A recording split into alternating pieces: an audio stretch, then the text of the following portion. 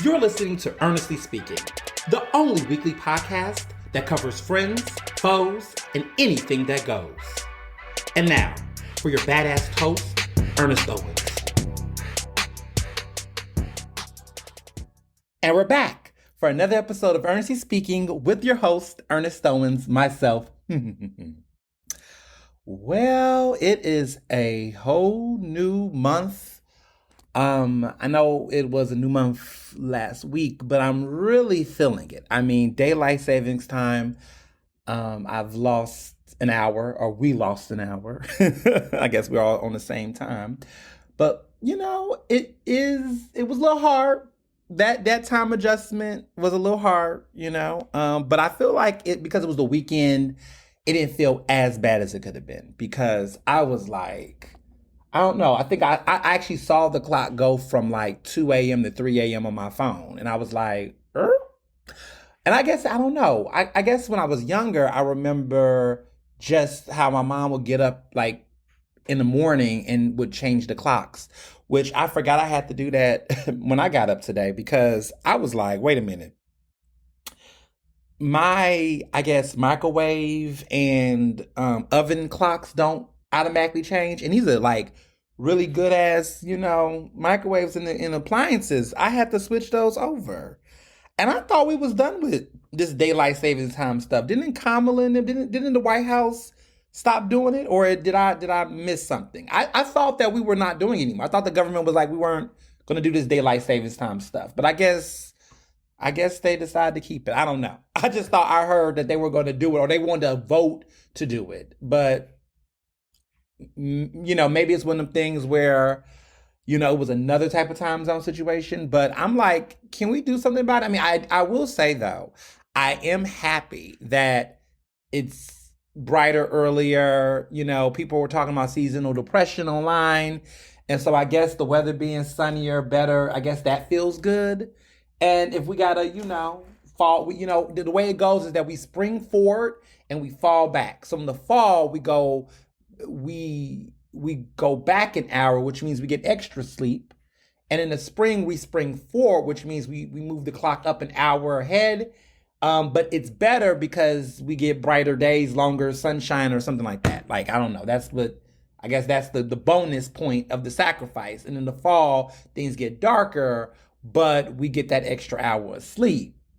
So, there's cost risk management involved in this, for what it's worth. But nonetheless, I mean, the Sunday, that Sunday is always a little jumpy, but then by the time we get some, rest of this week, which, you all are, this is the start of the week if you're listening as a devout, that core 200, that listens to the episode like the first, I think it's 200, the first like cluster of listeners that get the exclusive instant download at midnight. Y'all know. But I'm super excited. I feel a lot better, as you can tell. I got a lot of rest. I'm 100%. Like, my body feels all the way together. One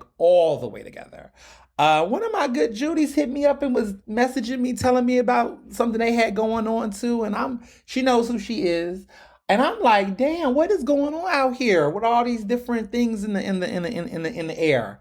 I have not drank any alcohol. Well, there was the Oscars party. Okay, so I had a little sip of something, but nothing heavy.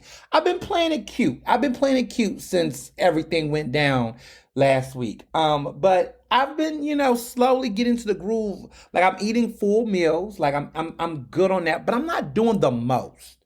Like, I will say this has changed me for now.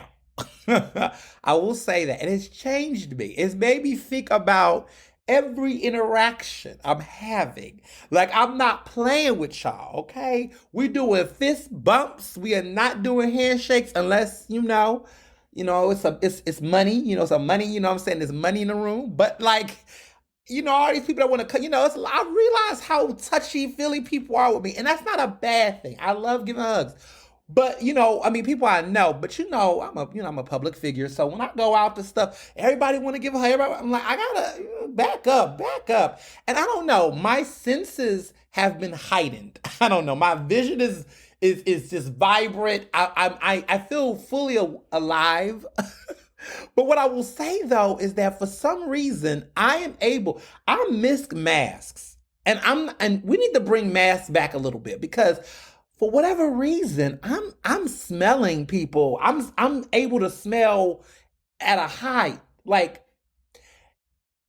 are people not brushing their teeth? I don't know, but bad breath seems like it's on the rise. I don't know, and it's been interesting. It's been interesting, and I've been no like I feel like during the I guess because we were socially distancing for a while, that we weren't really all up on people, so really hygiene was not a thing. Like I mean, I don't know. Like I mean, clearly my house doesn't have these problems, but I feel like lately I'm like, I don't know. People just are not, I don't know, bad breath. I think people getting back to their regular bad hygiene habits. I need people to wash their hands. I was at the bathroom and men are disgusting. I don't know what women are doing, but men are disgusting. I am disgusted by the male sex. I am disgusted by men right now. Like, as a man, I am embarrassed on behalf of our gender. What the fuck is wrong with why are people going to the bathroom and not washing their hands?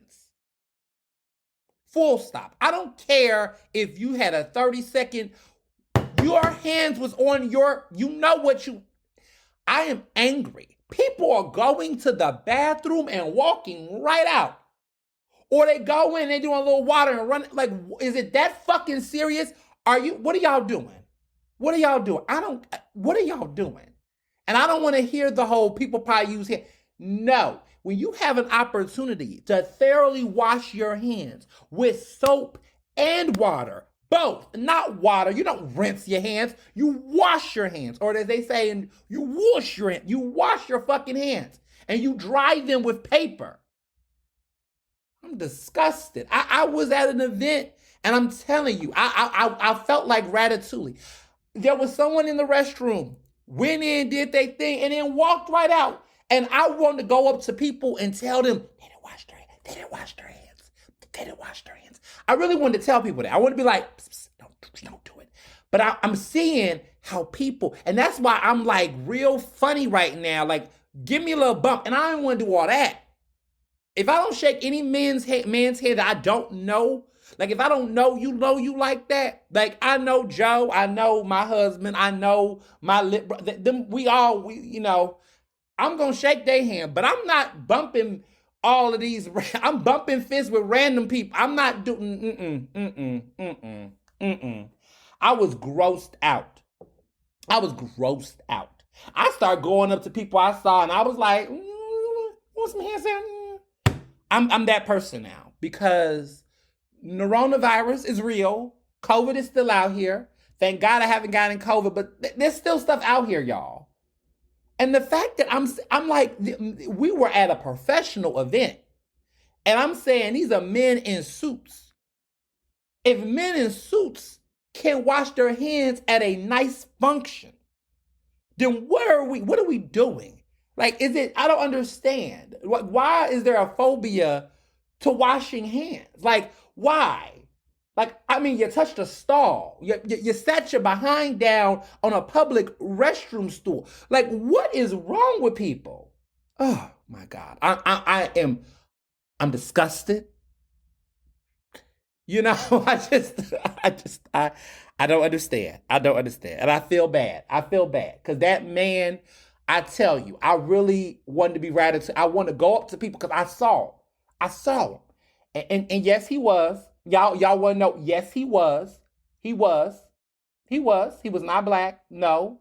But listen, this is a problem across all races. This is across all age groups. I just want to say that because nobody got. I've seen all types of people, men from various generations. It don't matter if they whatever reason, just taking that moment to wash your hands. It's just for whatever reason. I don't get it. I don't get it. If you're somebody who do this, listening to this podcast, listen very carefully. You go to the restroom. I don't care what you're doing. But when you walk into a bathroom, regardless of what you're doing in that bathroom, you're washing your hands with soap. You get the soap first, you pump up first, you give a good lather, right? And then you go in with that lather, right? You go in and you're rubbing all of your fingers in between your nails. You're going through the palms and the wrist. You're doing it for, they say 20 seconds, sing the happy birthday song. Fuck all that. You're going to finish when you're done with every finger, every palm, every end, back, front of the full hands. And then you're going to rinse thoroughly. And then you're going to dry down. And then you're going to get that paper towel. And you're going to open the door. Or you're going to use your shoulder. Don't touch the door. You're either gonna open it with the white towel because that defeats the purpose. See, if you don't use the towel to open the door, then it defeats the purpose of washing your hands because they're dirty again. And then after maybe 5 minutes, if you're fortunate or lucky, put some hand sanitizer just to give a little shield. But let me be clear. You want to wash the hands thoroughly first. Hand sanitizer is not the end all be all. You can put some hand sanitizer on some dirty hands and it might help with the smell, but the hand is still motherfucking dirty. And I don't give a fuck about this 99.9% kill germs. If you still get dirt, you wash the hands first and then you apply hand sanitizer a little later on. It's a little buffer. But you need to start off with clean hands to begin with. Don't touch your face if you can prevent it. That's a big deal. Don't put your hands on your face. That's how you get sick. That's how, things happen. Avoid touching your face as much as possible. And wash your hands before you eat. And if you can, after you eat. I just think this is important to teach hygiene. After my traumatic experience, I'm an ambassador for clean hands and sanitation and hygiene. Everybody needs to be doing it. It is the spring. This is not over. Just wanted to say that. Otherwise, my week was very chill last week. My students were on spring break, which was really good, which meant I wouldn't say I was on spring break, but what I will say is that I didn't have to go, teach last week. So that was, cool. I kind of missed my students though. I can't wait to see them, this week. I feel like the semester is going by much faster than last year, but maybe it's because of all this spring break. And a lot of them are super excited because they're looking forward to partying. I teach at Cheney, and so they all hype about this event known as May Day, which is in May, but they're already mentally preparing for it now. And for some of them, none of my students are all freshmen, but they're like all finally getting into the groove of being ready for that sophomore year. But I'm telling you, it's interesting, like to see, teaching freshmen, like the first semester, they're all like trying to figure it out. They're trying to figure themselves out. But then second semester, they kind of get into the groove. They start to establish friendships and relationships and things, or they're starting to realize, who they really like and who they don't like. It's quite fun to see the development. I'll say that. And also, before I get into these big hot topics, my brother, one of my brothers, the second to the youngest, he is 21. He just turned 21. And for those who know who he is, I know, right? Time flies. I have a 21-year-old brother. I don't know how to process this. He had spring break. He goes to Temple. He was on spring break last week, and he was with his girlfriend. They went to they did a East Coast thing. Last year they went to they went to Puerto Rico last year. But this year, they decided to, she's a senior, he's a junior. They decided to do the East Coast. So they did New York. They did some stuff all across the East Coast, which I was a big fan of, quite frankly, because I was like, look, yes, all these little Mexican getaways, like going to Cancun and going to, DR and Puerto Rico. You want to go to DR? And I was like, can you first of all, let me just say this.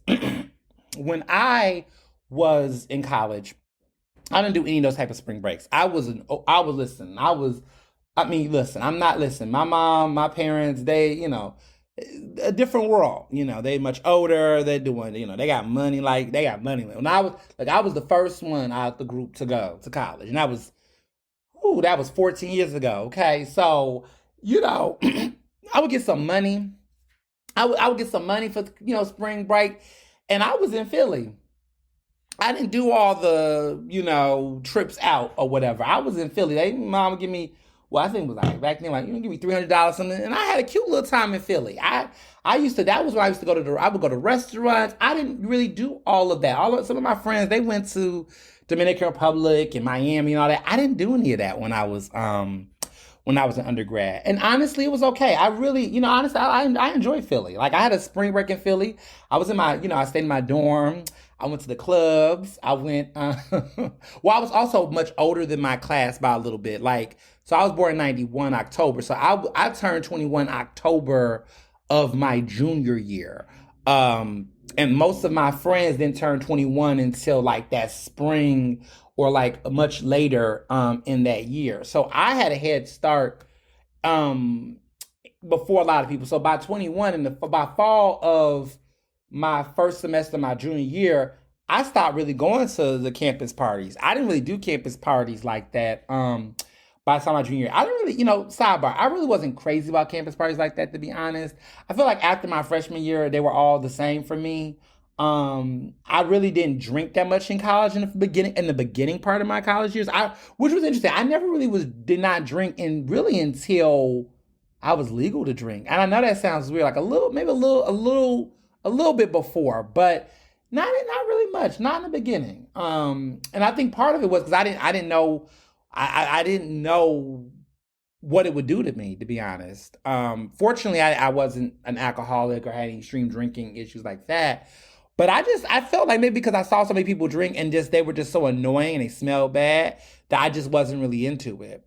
Um, I mean, that changed, but like I was never someone who would drink to black out. Like I remember that was like the thing in Kai. Everybody just would just drink to. I was like, well, why would you? I don't know. I don't know. I just never was. I was like, I didn't get that part. I didn't understand drinking to blackout. I was like, well, then what would be the point? Like, then you might. Anywho, but that was just the culture. Like people was drinking to get drunk versus just okay. I'm having a little something. Like even now, like when I drink, I don't. I mean, I drink. I have a little cocktail or something, but I'm not like I never understood like the shots and I wasn't. I was so over shots. I hate shots. I personally never was a shot girl. I mean, every blue moon back then, a little something just for the moment. But I was never really into shots. I just ugh, ugh. But like honestly, also too, I feel like when I was in college, I couldn't really drink too much because I felt like I was a damn chaperone. I used to go out with a lot of girls, and I felt like I had to be the one to just make sure the girls got home and make sure the girls were good because we all couldn't just be out here, a mess. So when I got 21, I was like, okay, ladies, look, I'm ready to go to a gay club. I can't with these straight parties. I can't with these frat parties. Y'all want to go with me? Some of them will go. Like I would say, my girls would go. They had a better time at the gay clubs, and they weren't like these annoying straights that would go and like just take up the space and take up space. They knew how to vibe and chill. They would be my little wing girl to like, they were in on it. Like that's what I appreciated about the girls I went to gay clubs with. I don't know. Some of these straights be cutting up, but they were really about it. Like I'll go to the club like, listen, there's that I want this guy, okay, make this happen. Like help me out. Cause that's what I would that's what you would do. Like, how like in traditional college fashion, if you was with your guys, if you was, that you see a girl like, oh, my friend want to talk to you kind of thing. They would kind of do that. And they were cute. So they would go to this dude be like, my friend think you cute. I'm like, And so they were used to do that. That was, those were the days. But that's what you're supposed to do. If you going out with your gay friend to a gay club and they single, you need to be ready to intervene and be in the mix. Don't be that girl lost in the sauce trying to get, don't do that. You need to be helping your friend, out. So, yes, I was happy I had those type of girlfriends when I used to go out. So yeah, and like and honestly, it was so much better because, the college parties. We went to all of the Greek parties, the Kappa parties, the Q parties, all the parties. And let me say, back in the day, some of them were good, and then some of them were not. But I remember like when I was, before I was 21, I mean, I would go to these parties. And in the beginning, they were fun because we didn't know what we were getting into. But then at a certain point, it would get dry. It just was like, it's the same thing. Same drama, same boys, same trade, same situation, same lituation. It was always just redundant and reductive. And so I just was like, I know everybody. At a certain point, everybody's familiar. At a certain point, you done rode all the bicycles that you wanted to ride, and you just at that point, you're just like deciding which one you're gonna get back on. This is a metaphor, and it just would just be the same shit. And at a certain point, you just be over it. And so I was over it very fast because I was a little more advanced. But I was at a certain point, where I was like, I need to, get my things together. But when I got to that point, when I started going to the clubs, it just it just was that's when I felt grown. That's when I felt like, okay, this isn't college campuses. People buy you drinks.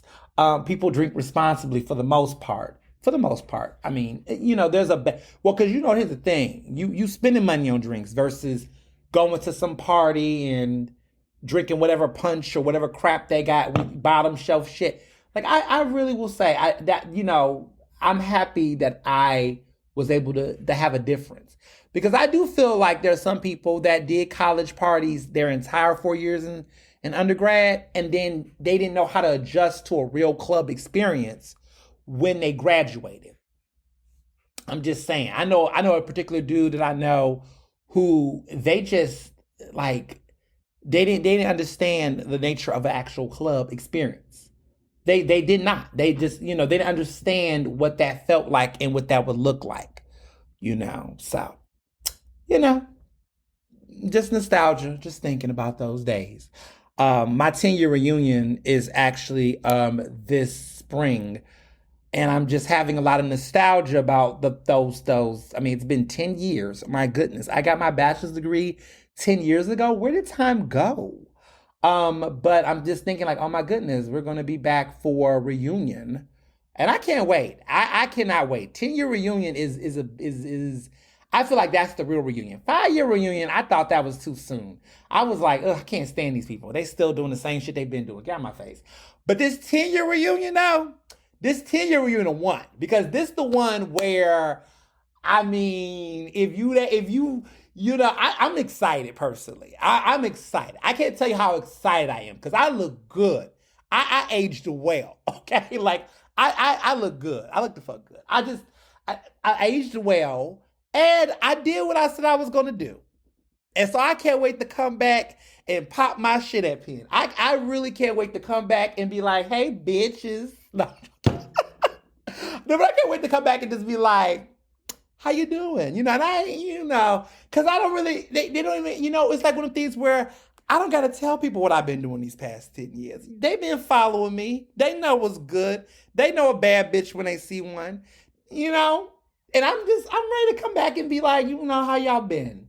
Because this was some people talking shit. And it's not that I'm trying to get vengeance, but I do want to stunt a little bit. Because my crew, all of my friends that I was friends with 10 years ago, we 10 times better than what we were 10 years ago. We improved. We look good. We did our thing. We got degrees. We did our thing. I'm proud of all of us. And, I'm coming back with a ring. I'm coming back with all my things. I'm ready. Because some people was talking shit. And they're going to have to repent. And I'm in my bag. And and I got one more little stunt to pull right before. I got one little thing I got. I can't speak on it. But I got one little thing. I'm just going through. I'm going to do one little stunt. And when I come back, it's going to be over. But I can't wait. I can't wait. I just think about friend Nina. I think of Samantha. I think about that class of 10, of 14 that people I really like, and I can't wait to just reconnect. And I'm I'm really fully excited because I stayed in Philly. I didn't leave. A lot of my people went to New York, they went to LA, they went to Atlanta, they went different places. But I did stay in Philly and made Philly my own. And so I can't wait to come back and I come back to campus, reconnect with people, and some of my friends specifically. I'm trying to go out to restaurants. I'm trying to y'all know who y'all are. I'm trying to really set some things up so we can have a good time. We can have a good time. Because everybody want to be catch up like, there's that and then there's us. But yeah, I'm looking forward to reunion. I'm already in the mindset, whatever we doing, registration wise, what we're gonna do it. But I'm super excited about that. So yeah. So moving on to big topics, before I get to a happy Women's History Month for those who observe, which is everybody on this podcast that listens. Super excited about Women's History Month. Been doing some cool events. My organization, Philadelphia Association of Black Journalists, is having an incredible Women's History Month event later on this month. And we're just doing some big stuff. I don't. These months, I feel some type of way sometimes. Like I know how I felt about Black History Month. I mean, this is 365 for me. Women's history, all this stuff is really a year-round thing. But it's nice to set, I guess, a designated time to really go hard. So I look at these like go hard months, but let's be clear, it's 365, 12 months a year. At least it is for me. So, Super Tuesday, let's get into it. Super Tuesday, Nikki Haley has dropped out, y'all. It's a wrap. We knew it was going to happen. She just didn't do it. I ain't gonna hold you. I wanted her to stay to the end. I wanted her to do her Bernie Sanders. I wanted her to drag this shit out and give this man hell. Trump, oh my goodness, Trump is trash. But we got the rematch. It's gonna be Biden and Trump. They're going again. It's happening, y'all. It's happening. It's a wrap. And I'm voting for Biden. It is what it is. I'm not even playing games with y'all. Like it's Trump and Biden, and it's Biden again. Okay, we're gonna go. We're gonna do it again. Okay, because I'm not playing with y'all. Like this shit with IVF, this stuff happening to women's reproductive rights. The things I'm hearing about Supreme Court rulings this summer. Like we got to stop playing. We got to stop playing. Democracy is on the line, but everything else is on the line. And I'm not playing these games. I don't care about all this lack of enthusiasm. I don't have no enthusiasm. Whatever. Look, you don't got to have all that enthusiasm. What you got to have is a willingness to know, are you going to vote on November 5th, 2024? Are you voting? Are you registered to vote? Are you going to vote? And that's it. Okay? That's it. That's it. Like all this, I don't know how I feel. What do you mean? What do you mean? What do you feel? What are you confused about? What is this, I'm not sure. Shut up. Y'all know what it is. Like I'm not playing it. And we all need to stop playing it, okay? You got friends and family talking about I'm undecided. What are you undecided on? This is night and motherfucking day. It don't get no black and white than this. It don't get any more red and blue than this. These people are on the opposite ends of the fucking political spectrum. It's no Mitt Romney and Obama, even though I feel like they're on the end of the spectrum. But some people will say there's this is not those. Those days are over, okay? For at least in the immediate future. The days of we can live with both of these presidents. I do believe we could have lived in a world where we could have Mitt Romney and Obama, and if either one of them were president, we would have been able to function. We cannot function with Trump 2.0. We couldn't even barely make it with the first Trump, and many people did it. Many people did not. So all of this, look, Nikki Haley and Biden together, look, I was not crazy about Nikki. But I do think that if Nikki Haley would have won or beat Biden in November, I think it would have not been great, but it would have not been horrible. I think Nikki would have, she wasn't going to say it, but I don't think she would have been as intrusive on reproductive rights. I don't think she would have probably tampered with gay marriage as much. I think she would have not been as extreme. She would have definitely done some things. And I'm not saying that she's good because she's, she please. But I definitely think she was clearly a more moderate alternative to Trump. However, Republicans have picked who they wanted. They know what they want, and that's who they want, and that's what they're going, and that's what they're not going to get on November 5th. But what I will say though is that my inclination about this race and this situation has been reaffirmed. And for people who've been following the assignment, following what I've been saying about this Nikki Haley supporter situation, you will see that they said 30%. There was a recent poll that showed that 30% of Republicans will absolutely not vote for Trump. 30% have said in the polls they're not voting for Trump. They don't give a fuck. And they're Republicans. They're not voting for him. There is a never Trump contingency within the Republican Party, and they're not appearing to move. And that's 30%, y'all. 30%. And that is a big deal. Now, Nikki Haley supporters, they're also not feeling Trump either. A lot of them are not gun-ho about him. Let me say this. When Nikki Haley had stepped out of, when she announced that she was suspending her campaign for president, she did not endorse Trump. She said that she didn't endorse him. She didn't say don't vote for Trump, but she didn't say vote. And normally, a lot of these people will concede. When a candidate loses, they concede. They say, well, I'm giving my support to Trump like Ramaswamy did. Like Ron DeSantis did. They just went ahead and said, okay, I'm supporting Trump. I don't remember what Chris Christie did, and I don't think anyone remembers or cares what Chris Christie did. But most of those other candidates that were in the race have already supported Trump. I don't know what Mike Pence did. I don't think anybody know where Mike Pence is at currently. But the major characters have, except Nikki Haley. She did not do it. That's a big damn deal. And she also said that he needs to earn her supporters, which I don't think he is. Trump really is on an ego trip right now. He's like, he got 90, I think he claimed he has 96% of the Republican Party, maybe 99%. What the fuck is he talking about? He claims he got it already. He ain't trying to sway anybody. He's talking vengeance, get back. He want to get his get back on some Republicans. Like, he on some other shit. And people are watching this and people are scared, as they should. And I think there's a part of him that he is on some other shit. I mean, he really is. And that Haley vote, y'all, that's that Bernie Sanders vote in 2016.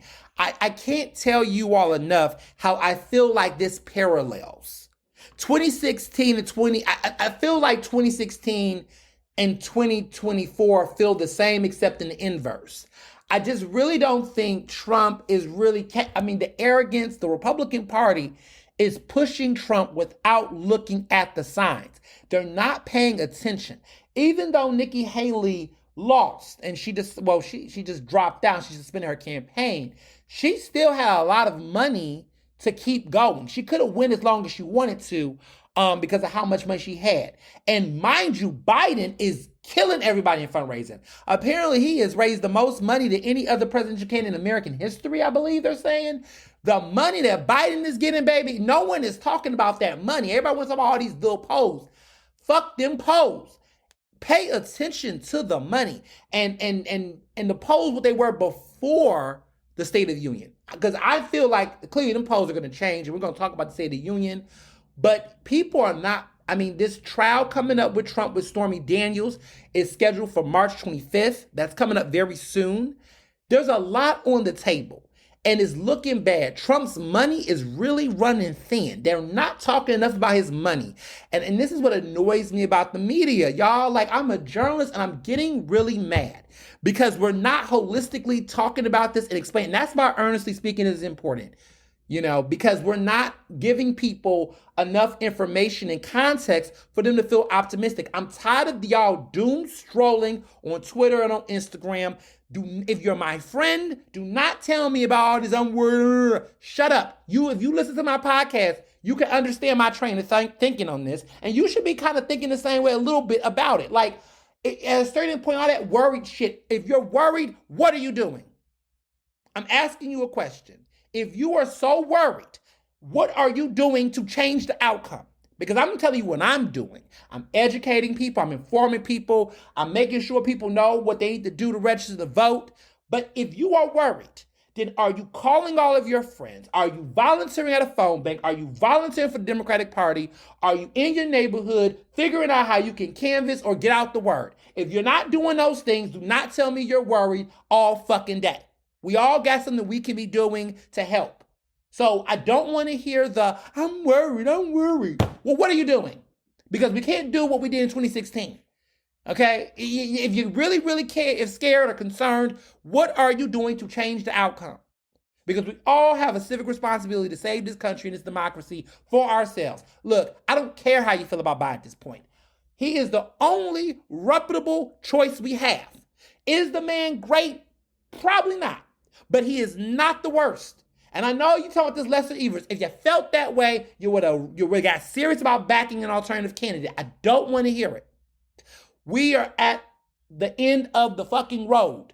We know who the people are going to be. We have a responsibility as individuals to figure out what we're going to do to navigate that. But I want you all to make sure you've called every family member, every friend, every person you know, and ask them if they're registered to vote. If you got coworkers, you got students, you got whatever, ask them if they're registered to vote. All of my students are registered to vote. I don't tell them who to vote for because I'm a professor. But if I was a betting man, I think I know who they would. But all my students are registered to vote. I gave them extra credit. I said, listen, I need you to show me your proof of registration. I want you to tell me and you get extra credit. All of my students, all 90 of my students are registered to vote. That's what I'm doing. That's what I'm doing. They're freshmen. They all are 18 years old. I said to all of them, are you registered? Pull up your laptops. Let's go to vote.org. We did it. They all got extra credit. They know where their voting location is on Cheney's campus. They're set. That's what I need us all to do. Whether you got friends or whatever, that's what we need to do. Y'all IG stories telling people to go watch this, look at this. Hyperlink in your Instagram, are you registered to vote? Vote now. If you're not voting, don't talk to me. My barbershop, I got people I've contacted, a voter registration group to go to my barbershop. My barbers, they know. I said, listen, we got to get these brothers registered. We got to make sure people know where to vote. We doing that every month. That is what I am doing. That is what we got to do. We all have a responsibility. We all got to do what we need to do to make sure this election is on us.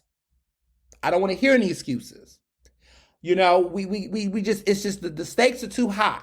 And I'm telling you personally, the reason why this really matters a lot to me is because this Supreme Court that we currently have, I'm looking at what's on the docket.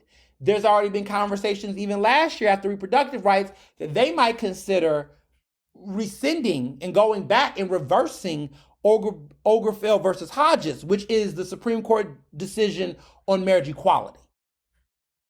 It could happen, right? They could reverse all of that. And so it's not a game for me. I'm not going to sit up and mope. I'm not going to bitch on Twitter. I can't. I got to do what I have to do, what I can do. And we all have a responsibility. We all have a role to play. And so before you open your mouth to say, I don't know what's going to happen in November, I want to know what you're going to do. Because we're all adults. Got degrees, you're educated, you're reading, you're watching. We all got things to do.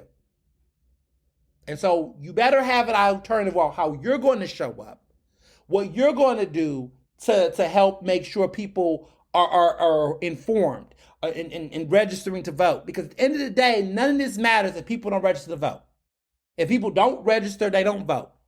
I mean, I can talk about how annoying and how much that we could do that all day, but we're past that point. We're past that point. We're past that point. And quite frankly, I don't even need to know more about these candidates. I'm not undecided. I don't need to know anything more about Biden or about Trump. It's very clear. This is the easiest test I've ever had to take in my life, okay? Like, I don't need to know anything about them. I think I'm very clear on what is the alternatives coming into November 5th. And honestly, I'm going to keep it 100. I don't know what the fuck CNN, MSC, all this undecided. Who the fuck is really undecided? Like, white people. I don't know any black. I don't know a black person who's undecided on who they're gonna vote for. They might exist. Maybe they just want some clout. I feel like people just want to be on TV It's so easy to be on TV saying you understand. If you say you vote for Biden, nobody wants to put you on TV. You notice that? Like, no one ever talks to black voters that say they voted for Biden. They always go for the person that's either going for Trump or undecided. And the people don't even exist. I mean, the Trump ones, whatever. They get in TV time. They want TV time. They want to feel special. They want to be contrarian. It's like about 4 or 5 of them in the larger scheme of things per populace. Like, let's be real. Moving along. So the State of the Union was last week. Biden knocked out the park. I have one complaint, but I'm going to start off with the good. Definitely was not sleepy. There was no Sleepy Joe at that State of the Union, okay? He stayed woke, okay? He was awake, fully ready to get on somebody's ass and pounce, okay? Biden was energized, okay? Energizer bunny, baby. He was up. He had a nice little joust with the Republicans, calling them out on their hypocrisy, really made the case for himself, really proved that he's older. He knows he's older, but he used it as an asset and really explaining why he is the best man for the job right now. And really was articulating all of the various things he's done, what he plans to do. And I thought it was very strong. I thought it was the perfect, in my opinion, campaign kickoff speech. Because at this point, by the time we got to State of the Union on Thursday, it was very clear. It was very clear who was the person. It was very clear who was the person that was going to be in leadership. Not leadership. Who was going to be in the general race. I mean, at this point, we know it's going to be him and Trump. So he doesn't have to waste his time, pretending like it's still a contest with the Republicans. And he was very good. I mean, his speech was very strong. I really thought his speech was strong. My only complaint with his speech was that he really was disrespectful when he said illegals. And he took the bait from Marjorie Taylor Greene, who was just so annoying. She's just so pathetic. Her outfit was pathetic. What she wore to the, State of the Union, like to say her name, it's so annoying because they do these Republicans talk all this anti-black shit all day, but they always want to hijack the shit that black people do. Say her name is not for white women. Say her name is not for you. But that's what they do. And it's like, but y'all will sit up all day and say, it just so annoying. Just so annoying. So pressed. So everything. Marjorie Taylor Greene is so annoying, so childish, and just an embarrassment. And people like her embarrass the Republican Party. Like, that's why your party, people are leaving your party. That's why people are not even voting for you. That's why Republicans like Mitt Romney is like, I can't even vote for Trump. Like, you're just not it. You're not it. So they were trying to force him to address a woman who was, had dealt with an undocumented criminal that did some behavior and was killed, and wanted Biden to speak on it. Biden did, but then Biden, used this really derogatory term. You say illegals, and I really think, there's no excuse for it, but I just, I think the issue is that, when you're trying to play that moderate base to people, you end up cutting your own. That type of rhetoric to describe undocumented persons, whether they did criminal behavior or not, is not becoming a Democratic Party. The Democratic Party, progressives, liberals, we don't use that language in civilized society. And it was a gaffe. It was a gaffe. It was a gaffe, and it was not a good look. It wasn't. And I hope that does not become the norm. I hope that is the first and last time we hear Biden use that terminology, and I think it will be. I also think that other Democrats, I don't care what part of the country you're living in, we're not using it. We're not doing that. We're not using that word. And that was not a good look. It wasn't a good look. It was fucked up. And other Democrats did call out Biden on it. One of my favorite, Congressman Castro, who was Julian Castro's brother. I think his name is Joaquin Castro, who his brother Julian Castro ran for president in 2020. And that's who that was my personal favorite pick. But he did not make it to the primary. But the congressman, his brother, Congressman Castro, did respond on Twitter and noted that what Biden said was very offensive and problematic. And it was not a good look. But overall, with the exception of that, Biden did a pretty good job. Now, speaking of people who did not do a good job, this Katie lady and this junior senator from Alabama, Katie Britt, whatever, child, that GOP response, I've watched it maybe, I think 7 times. I can't get enough of it. It's funny as fuck, but also creepy as fuck, it's bizarre as fuck. So for people that don't know, so Katie, the junior senator from Alabama, is the youngest woman to be elected to Senate as a Republican. She's about 40, I think 42 years old, I think now, 42 now, but she got elected, I think, at 40, but she's in her early 40s. She's a mother. She's a rising star within the Republican Party. They had her do the Republican response because they saw it as a good look, I guess. Young woman, Alabama, strong conservative views, or alt-right views at this point. I don't even call them conservative. But she was the person they wanted to respond. And people have called it everything: overstaged, overacted, very performative. All of those are good descriptors. What I will say is I think she was just overcoached. And what I mean by that, to describe it, is she went on this little rant about Biden, and had this little speech. And actually, I think I wanna play it. I think I'm gonna play it right now. Let me play it. My name is Katie Britt, and I have the honor of serving the people of the great state of Alabama and the... Now I'm gonna play some in the middle so y'all can hear the inflection in her voice.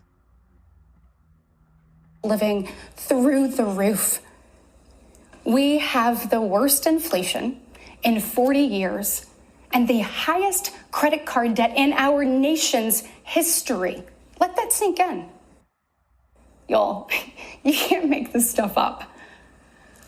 Look, we all recall when presidents faced national security threats with strength, poisonings, to horrific murders. There are empty chairs tonight at kitchen tables just like this one because of President Biden's senseless border policies. Just think about Laken Riley. In my neighboring state of Georgia, this beautiful 22-year-old nursing student went out on a jog one morning, but she never got the opportunity to return home. She was brutally murdered by one of the millions of illegal border crossers President Biden chose to release into our homeland. Y'all, as a mom, I can't quit thinking about this. I mean, this could have been my daughter. This could have been yours. And tonight, President Biden finally said her name. But he refused to take responsibility for his own actions. Mr. President, enough is enough. Innocent Americans are dying, and you only have yourself to blame. Fulfill your oath of office, reverse your policies, end this crisis, and stop the suffering. I cannot. Mr. President, enough is enough. Stop this. I'm like, girl, listen, let me tell y'all something. I was like, what is going on? Like, it was giving paid infographic. Like I was like, what is going on? Katie Britt. First of all, it. When we say Karen, it was giving Karen. It was giving everything. I was like, what is like this? Like when people think of like problematic white women that are like, you know, that's like calling the cops, and that's who they think of. She looks exactly like who they think people think of when they speak about the shrill and over the top hysteria of like problematic white women. Like Katie Britt personifies all of that. The sound, the look, the whole package. Like she looks like somebody who will, you know, call the police seeing people outside playing. Like that is the energy that she was giving. And I'm sitting here like, what is going on? The video, the facial expressions, I saw the SNL clip. Scarlett Johansson mimics her. And it was weird. She's in this kitchen. First of all, you are a senator. They got you in this kitchen in your house, allegedly. And you keep talking about some kitchen table. I'm like, girl, what kitchen table? What are you talking about? It was just too much going on. It was too much. White people, get your people. Like that is what people think. When people think of problematic white women, that is who they're thinking of. The inflection, the tone, the dramatics, all of that. That's who we think of. That's who people are scared of. That's who people don't want to be the fuck around. We know a Katie Britt in our lives. We all know that woman. Or women. We all know a Katie Britt. I had a Katie Britt as a teacher in 3rd grade. Oh, her name was Miss Clausen. Her name was not Mrs. She was not married. Her name was Miss Clausen. I was in Houston, Texas. I was it 8th? No. This was 6th grade because I was in intermediate school. 6th grade. Her name was Miss Clausen, and that is exactly who she was. She was in a fucking predominantly black and brown school, and she acted like she was a fucking afraid of the class. And mind you, we were like 11 years old. About 11, 12 years old. And the way that she would act, she sounded like that. She talked like that. And I was like, and it was weird to me because now I understand why diversity in public schools matter, because you got people like that in our classrooms, in these kids' classrooms, and you're teaching. Who told you to be a teacher in an inner city school and you're afraid of your students and you're treating them like criminals? Like, I just remember her whole, she kind of looked like Katie Britt, except she was a little bit more blonde. But the whole demeanor, the whole theatrics, like I can remember this woman like it was yesterday. But she was just a total terror. Like she was just a horrible teacher. And just the way that she treated us in the class was just horrible. And so I really think about a lot of young kids in these schools, like how many, like I don't even remember, a lot of people don't remember they had a black teacher. Some black kids can go through years and years of school without having a black teacher. Fortunately, my 2nd grade teacher, her name was Miss Wilson. She was a black woman. But I went through school with not that many black teachers in public school. It wasn't until college when I was able to get black professors at Penn that I had and I remember. But it's real. It's real. That's why I really like Abbott Elementary, because it's just really good to see, diversity. But yeah, it is. Yes, Katie Britt. That just watching that took me to so many different places. That was not just simply State of Union response. And yeah, she was hella overcoached. It clearly did not land the way she did. More people are mocking and laughing at the response. I've read several articles that said that Trump's team is like, what the fuck? And by the way, it was noted that at one point in time, I suppose, that Katie Britt was considered to be a potential VP perspective. That's clearly going to be that's clearly, not happening now. And I don't know if she ever was a serious contender, but she was in conversation. I don't think it's happening now. I think that the gaffes, the laughs, I mean, it's not happening for her. But talk about grand opening, grand closing, because I think she thought she was doing something, but she didn't read that room. And the whole kitchen, I'm just so like provincial. Like, you are a U.S. senator. They got you wearing this green blouse, sitting in the kitchen in Alabama. I mean, it just tells you how the Republican Party thinks of women in power. And she's like, this narrative about the border crisis. I guess there are people that care about that. I'm just not understanding why that is like the biggest topic right now. Well, it's even more interesting because everybody's talking about the economy, but I'm also like, okay, so we're doing so well. Because I mean, I don't think the economy, I mean, Biden has not gotten enough credit, but the economy is not bad. All the thoughts about the recession, what we've seen with shrinkflation, which is a real thing. We're hearing about the inflation bullshit that's happening with companies, but that's not Biden, though. That's these companies that's really fucking up because they were trying to really hype up this idea of a recession to inflate things, but we ain't had no fucking recession. And I'm knocking on wood that we're not going to get one. But it had this whole depression, this whole war, it didn't happen. It did not happen. There was all this hit, it's coming. All these layoffs, all this shit. And none of it happened. And I think the crazy thing is everybody blamed and said they had to do this to prepare for it. What it was that these companies were cheap. These companies were not seeing the profits they wanted to see. So they tried to pretend a recession was coming so they could be able to justify laying off people. It's been over a year, and that recession that everybody kept saying was going to happen did not happen. And that has a lot to do with Biden, that has a lot to do with the economy getting right. But now we're seeing inflation just cause. And the reality is that even that's starting to slow down a little bit.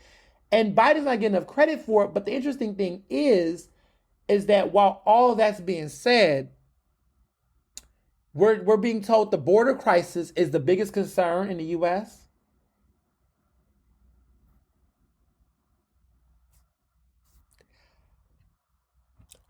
Interesting. That ain't no border crisis bothering me over here in Philly. I just don't know. Is it like, I don't know. When I go out and talk to people, I don't know. Maybe I don't know. Like, why are people so? I just for most Americans are not being. How are people?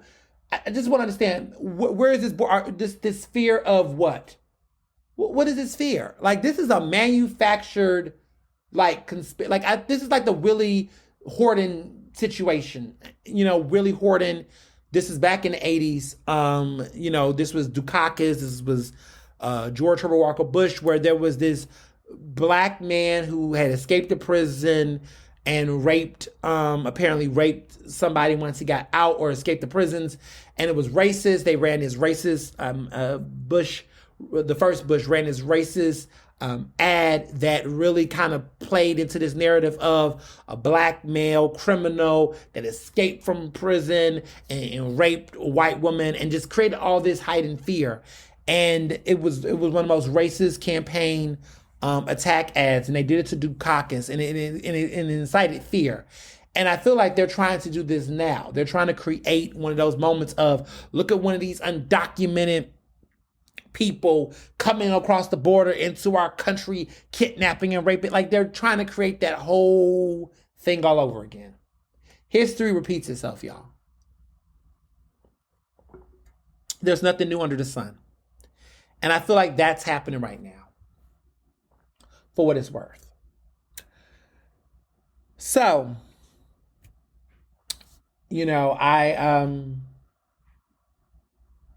lots is going on.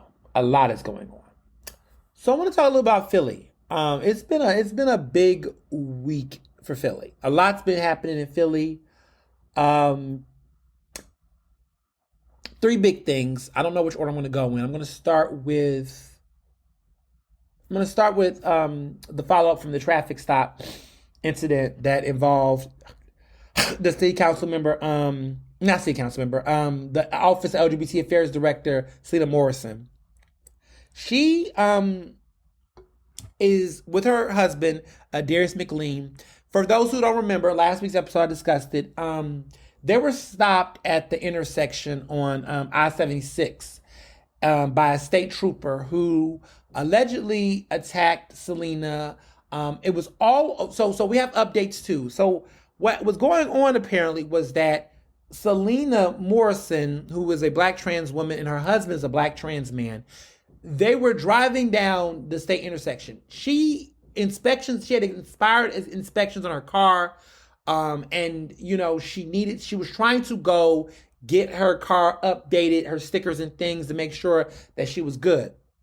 Her husband was driving behind her so that he could make sure she was safe and she was good, because she was driving and her inspection stickers and all her stuff wasn't okay. He wanted to make sure that if they had to take the car and do it, that of course he would pick her up in his car. So that made sense. They were going down, trying to get there, trying to make it. It was at 9 a.m. in the morning. It was raining on that last Saturday, and the state troopers stopped them. In stopping them, was trying to arrest Darius, or at least detain him. In the process, Selena is filming the incident on her cell phone, trying to, make sure he was okay. State trooper was yelling. You can hear him yelling and threatening to tase. Eventually, there is a situation where she gets apprehended in a way that she says she got punched in the face, allegedly. And this is all being caught on camera on her cell phone. That person has been placed on an administrative, from what I know, they've been placed on an administrative, a restricted duty. They've been placed on restricted duty while the state police investigate the incident. But now, McLean and Morrison have retained a civil rights attorney, and they intend to file a lawsuit for damages. And this is a pretty big deal. This has got a national news, and it's been all over. I wrote an op-ed for Philadelphia Magazine, of course, and the title of the piece is called "It's Not Executive Privilege When Black Professionals Assert Their Titles for Survival." A lot of times, lately I've been so busy and I haven't, wanted to respond on everything that's happening in the world. But this was something where I just felt like I need to say something. I just felt like I wanted to speak to something that I had seen, and it was a lot.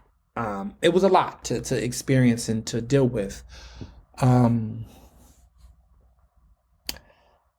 There has been people in the media that have tried to criticize Morrison for saying, Selena, for saying basically that in that incident, she said she worked for the mayor. And, people are like, just dumb shit. Like, oh, she has executive, she's using her executive privilege by saying that. Like, why do people, like, a white man, it was a white man. Of course, there's another white man that tried to assert that she was, trying to flash her job title to give her some level of upper hand. I mean, just idiots, just straight up idiots. And at some point, you just say to yourself, why do people, the cruelness, the obtuseness, this obsession with trying to find some conspiracy, some level, there's always this obsession with trying to one up, and trying to speak to some, thing. Anytime a black person has any title or any position, there's that uppity Negro mentality that white people, have, where there's that, look at you, being flat, look at you. Well, isn't it privilege? Like, what are you fucking talking about? What are you saying? What are you really saying? And you get to this point where there is this bitterness, this straight bitterness and bigotry that white people have for anybody that does not look like them, that has anything that they feel like they're entitled to. Newsflash, you're not fucking all that. You don't own any fucking thing. You're not the person or the race of people that are entitled to any fucking thing. Like, what makes you feel that way, you white supremacist? Because it's just interesting to me that there's this attitude that anytime a black person gets something, or a brown person, or anybody else that does not look like them gets something, then there's this question of meritocracy or some level of unfairness. Why? Why is it unfair? Why is there unfair advantage? Why do you assume that white people get things for fair? Because I would argue that they're the people the most that does not get meritocracy. They're the ones the most historically that have not earned a goddamn thing.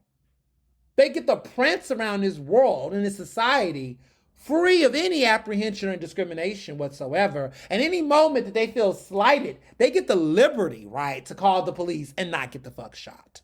Right? They get the liberty to live to see the day.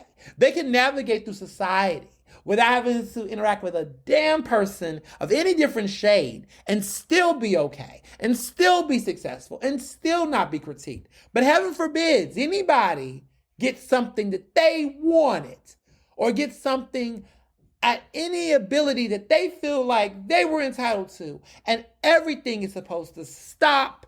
Everything is supposed to consider their opinions and everything else. It must be so fucking nice. And we gotta, and the fact that there are people in this world that they have questioned their own abilities. They've had imposter syndrome. They've had fear and all these things about their own abilities based off of these people that have completely cruised as a race of people, have cruised.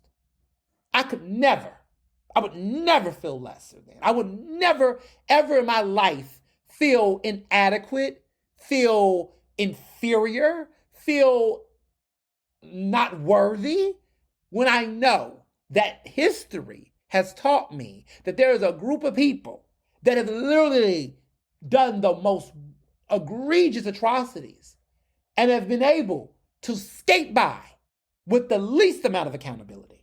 I would never feel any sense of lesser than to those individuals. Never. I would never. The guilt that they should have, the shame that they should have, could never be higher. Could never make me feel lower. Could never make me feel insignificant. I have never. And I think part of it is that we don't talk in our history. You know, I as I get older, I think about my grandmother and the things that I learned when she was alive about white people and about society and about all of the things. I could never feel any sense of inferiority. I could never feel that way. When I went to Penn, they couldn't take me because there was a sense of me that had an audacity that they didn't understand. Because I never felt lesser than, I never felt like I didn't belong. The microaggressions were what pissed me off the most. The attempts to lower me, that was pissing me off. The fact that there was an obsession to continue to attempt to break me, those were the things that pissed me off. But I never felt like I didn't belong, like I wasn't entitled. Talking about affirmative action, talking about unfair advantages. I look at them and I'm just like, how the fuck did you get here?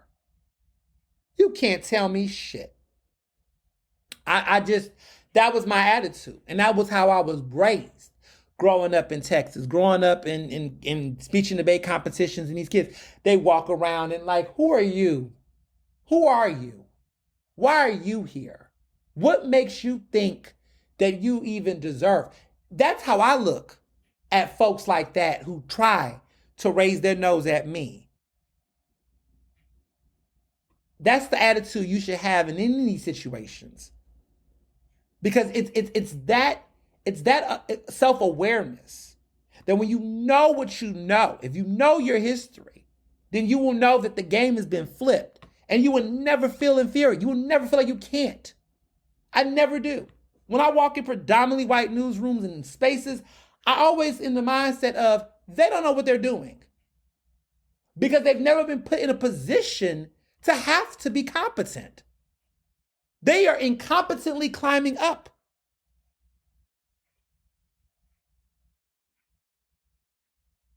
Even women, arguably, right? They can look at the patriarchy and you should be like, most of these men don't know what the fuck they're doing. You really should. You really should. You should really be in a place where you should be able to say, these men don't know what the fuck they're doing. These men don't know. They don't. I can tell you personally, these men don't know what the fuck they're doing. They're running a society like that. And so when I saw some of these statements trying to belittle and demean this black trans woman and her black trans husband to try to make it seem like this woman who has worked hard to get to where she's at, to be in this position, that somehow the fact that she used what little piece of influence she had to save her life, to save her husband's life, and to talk about privilege. You talking about privilege. Fuck you. Fuck you. Fuck you. I don't have anything nice to say about people like that who just look for every opportunity to create a false narrative, a false equivalency. The obtuseness is disgusting. And they look for every little moment, every little fucking moment. They doing me.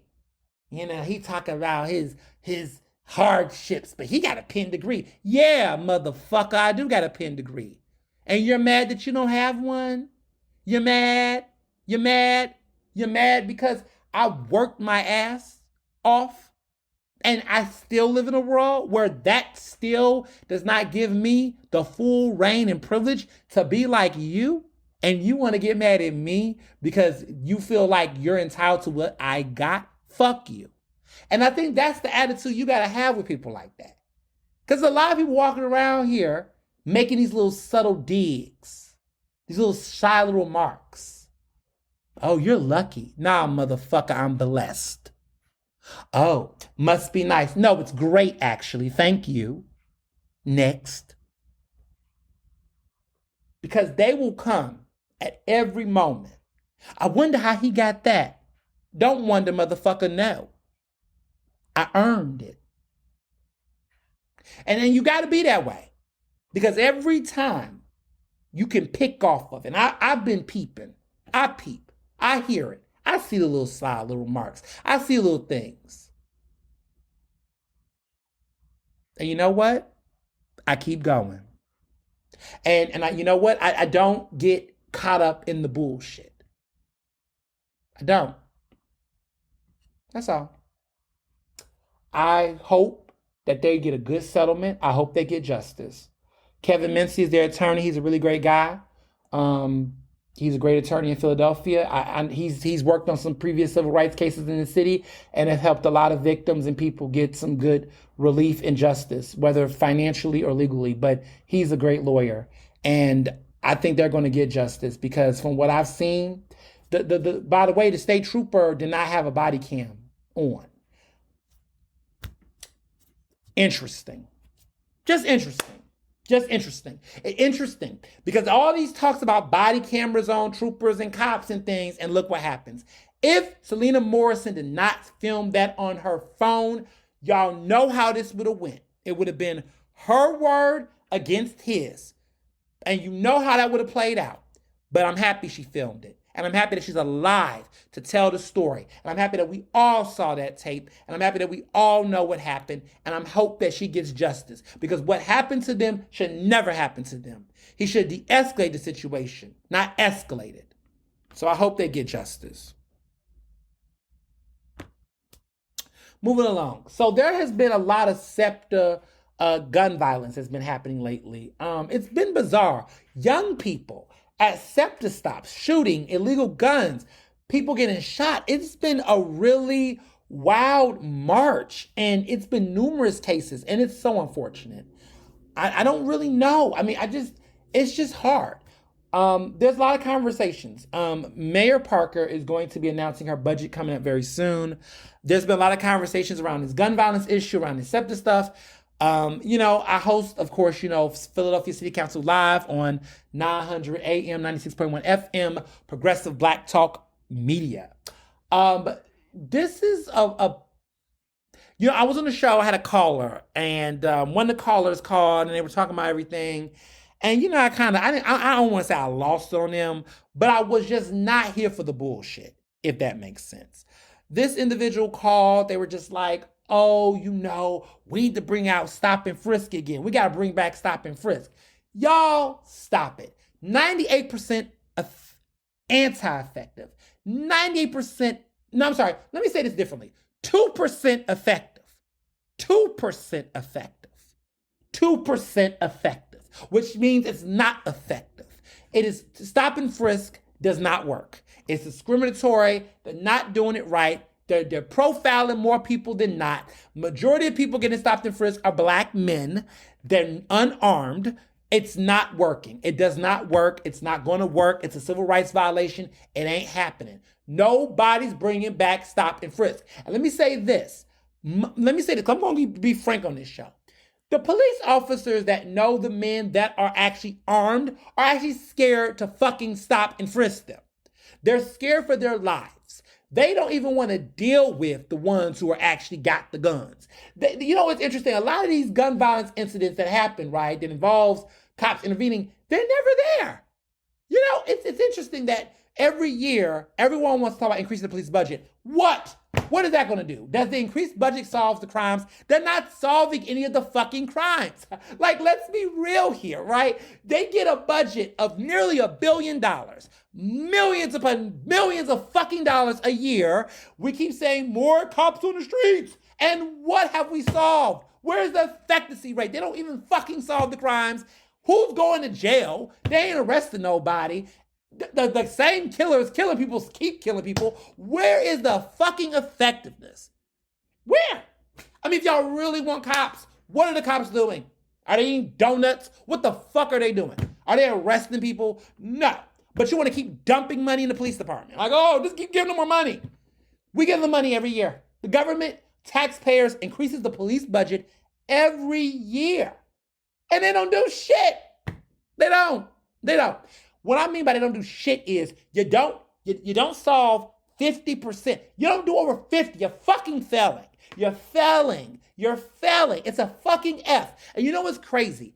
Every other governmental department in the city, if they performed as poorly as the police department, they will not get money. They will lose money. Think about your jobs, people. If you was a teacher, if you was worked at a nonprofit, if you rendered services less than 50%, if your practices were 2% effective, you would not get anything. They would defund your ass. They defund schools for failing. If they don't graduate enough kids, the school shuts down. If you don't get enough kids enrolled at a college, they will decertify you. Every other institution, if they fail, they lose money. The police department fails and gets more money. They say, oh, they're doing bad. We got to give them more money to help them. I wish you did that with schools.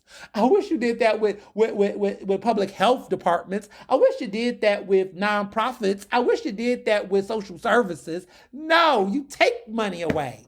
You take money from people. You take resources from people. Everyone's like, oh, just defund the police thing. But you defund everything else to fund them. You take money from other programs, pilot programs, research. You have no patience. The government has impatience for any pilot programs. Any of these programs that get funded, if they don't perform or overperform within a year or 2 years, they get their shit threatened. Police department fucks up every year and they keep getting more money to fuck up. What's the incentive to be a cop and do well? There's none. Because the reality is, your mindset is, shit, I ain't gotta do shit. I'm gonna still get money because if we don't get money, we're gonna blame them for the crime. It is a reverse cycle of common fucking sense. The logic is, here's the logic. Here's the flawed logic about police funding. The logic is, every year this is what happens. This gun violence is increasing.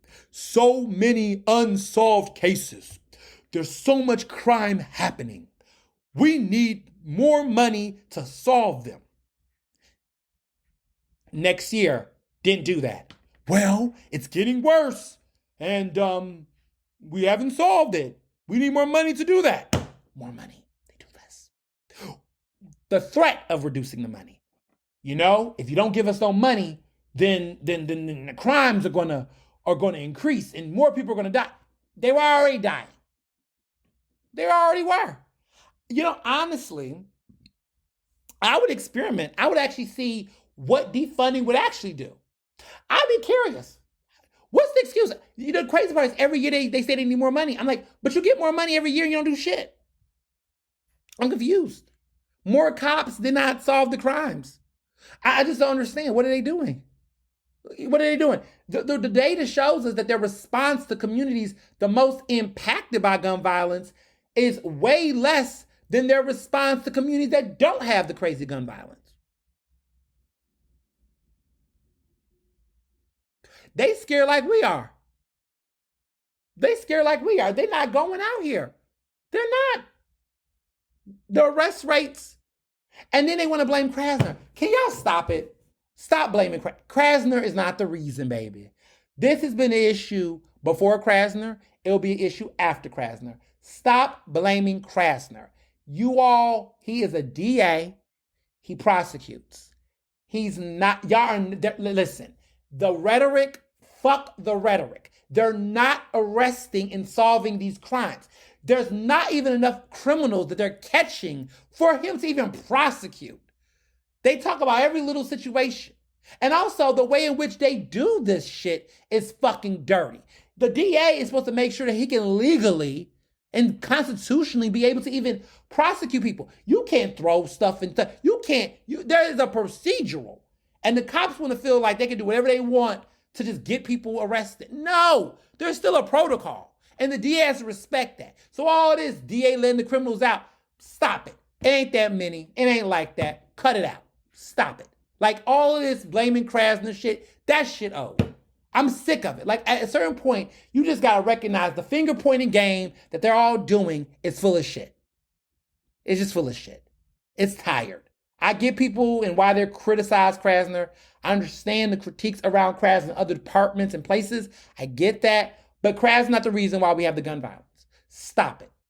Stop it. Because even when Seth Williams was in office, y'all still wasn't solving them crimes. Y'all still was not arresting at the rate that you're supposed to. You're not doing it now. And everyone's tired. Everyone's tired. Everyone's tired of the same fucking approach. Like everyone is sick of it. More police is not going to solve this issue. Give kids jobs. Give people hope. Give alternatives. Clean up these fucking communities. And I'm talking about actual cleaning up. Beautify the community. Make end on your promises on what resources you were going to provide. Every time I turn around, programs that were supposed to go to the community keeps getting scaled back, keeps getting delayed, keeps getting told we gotta wait for this. But y'all keep having the time, energy, and money to keep giving the police. And they ain't did shit.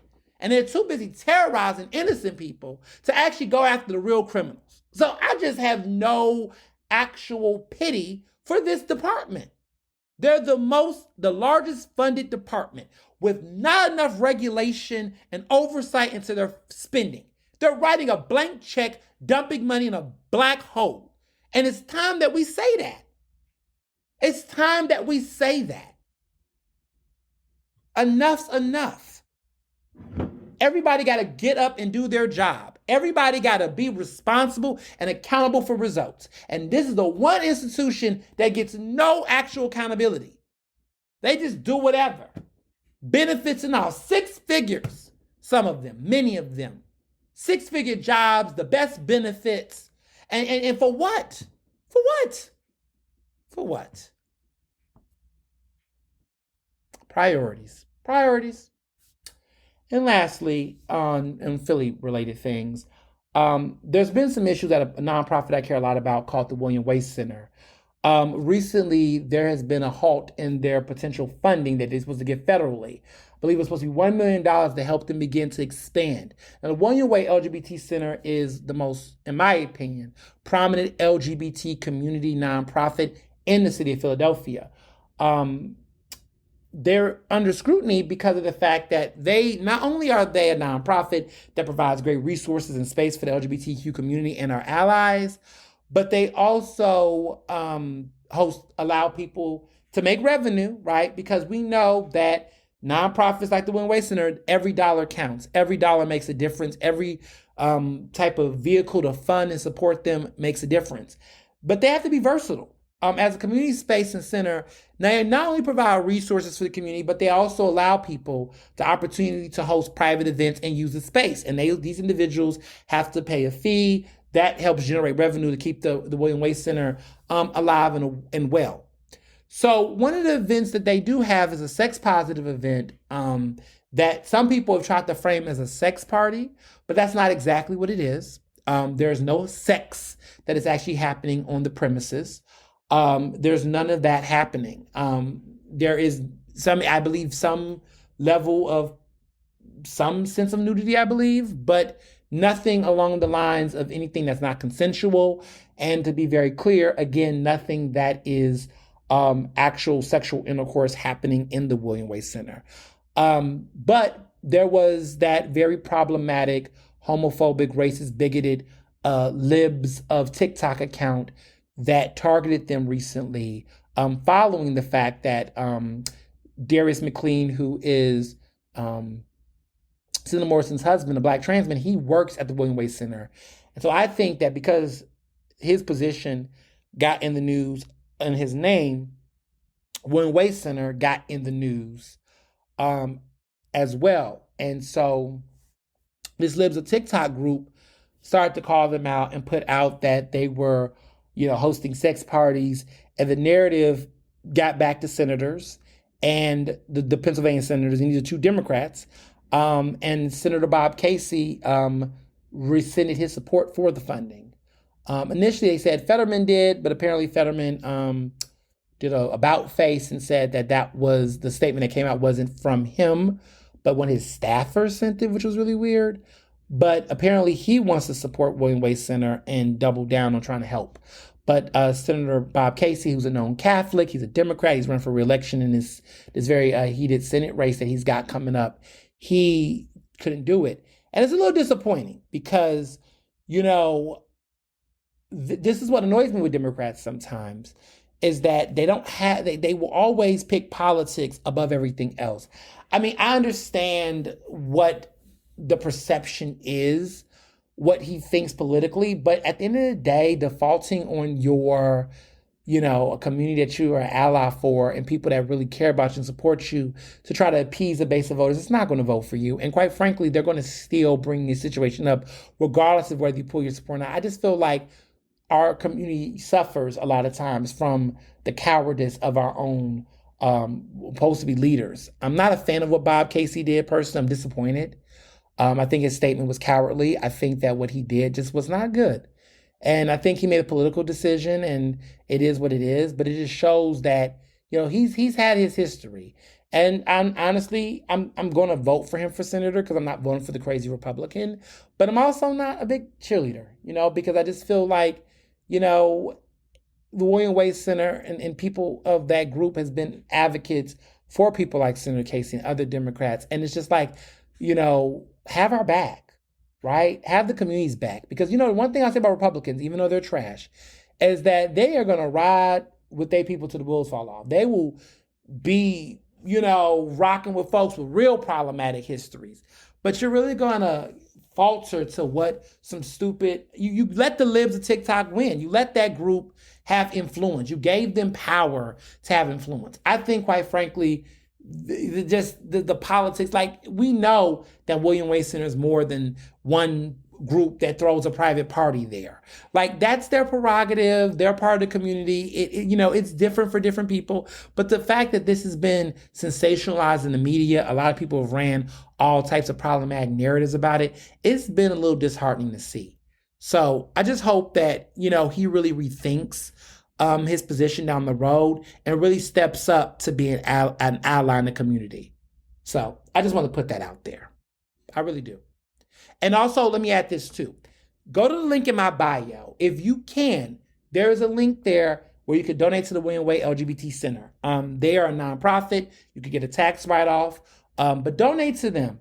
There's a link in my bio, and you can on Instagram and on Twitter, and there is a link where you can donate as much as you can to support them because they need that support. What they do in our community is crucial and critical. There's not that many centers like them in the United States, but they have been around for a long time. And Executive Director Chris Bartlett, who's a good friend of mine, has been there for a while and has really championed community things, even things that involved, causes that I cared about. Many years ago, a lot of you all know that I covered racism, LGBTQ community. And in the neighborhood, specifically, there were a lot of nonprofits that did not want to provide space to have civic discourse about racism in our community. There were a lot of places that turned their backs on us, did not want to engage in the conversation, wanted to turn a blind eye.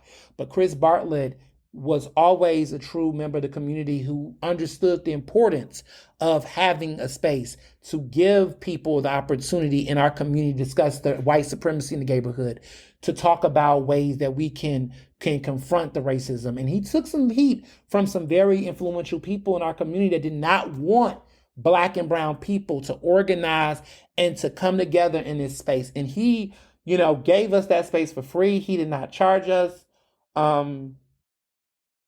And gave us the space to be able to really discuss these issues and have tough conversations and really make a difference. And there's not a lot of spaces like that in the city that is so intentional about giving people that space, those town halls. It's an important place and it needs to stay alive. It needs to thrive. It needs to be here. And it's just so disappointing that there are leaders that don't recognize that that is what is why that $1 million funding from the federal government matters. That is why every person in our community and people around that donates and gives what they can to support them matters. That's what is important. Okay? Like that's why the William Wade Center needs to be here. They have provided resources and shelter for people who have had issues with getting resources for HIV and AIDS care. They have provided space for people who need some reproductive support. They have been a place for people to involve in civic discourse in a safe space. They have a very inclusive and diverse board. They really walk the talk. And, I just want people to understand how important it is to me, but how important it is to other people like me. And so if you can, just go to the link in the bio and donate what you can and or share the link to people. Let people know, because it's just, we're at an important time, especially right now with all the things happening in our community. We need to make sure that we keep that building alive. And that ends my PSA. But I'm a little, I was a little emotional because I just really sometimes get a little frustrated that people just don't understand that, we get so caught up in these little headlines and these little viral videos and these little tidbits, but we ignore a lot of the other issues that really matter. So I just want to take that moment to acknowledge that. And so for this week's Ask Ernest, someone had asked me, well, not someone, a lot of y'all had actually asked me about my thoughts about this recent, or not even recent, trend this past week, but has been going on for a minute.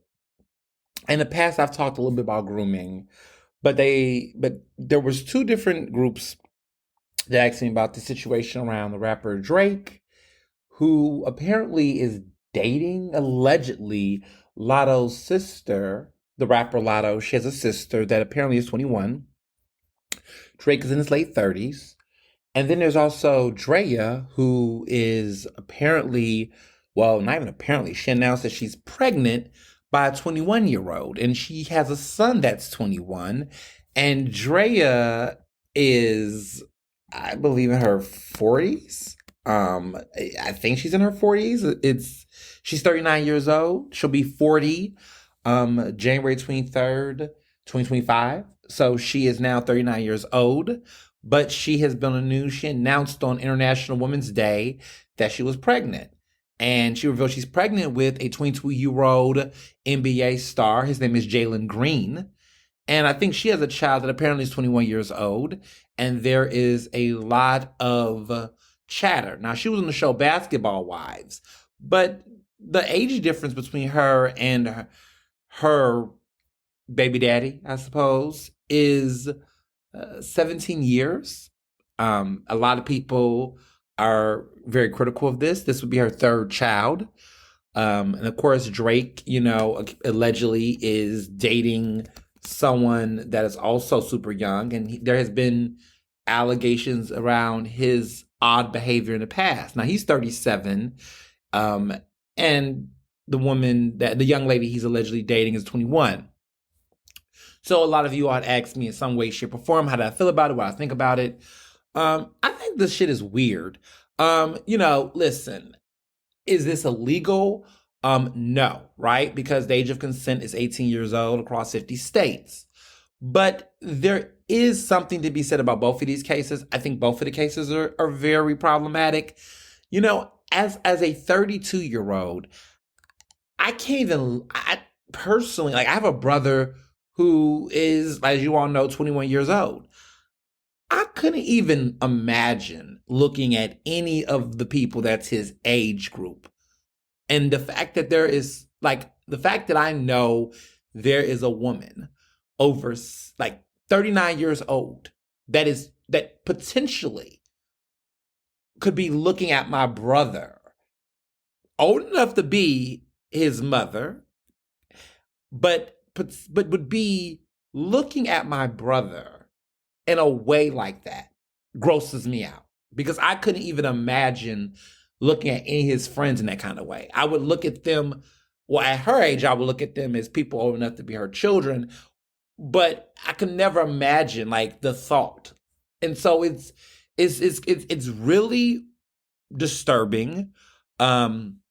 And I tell people all the time that this whole people saying these things like, oh, well, it's legal. There's a lot of things that are technically legal, but does that make it not problematic? Like, sure, you're not legally a criminal, but you are concerning. And I think that if people, this doesn't, to me, look right, especially given that we know Drea has a 21-year-old son. So I'm just thinking to myself, how does this work?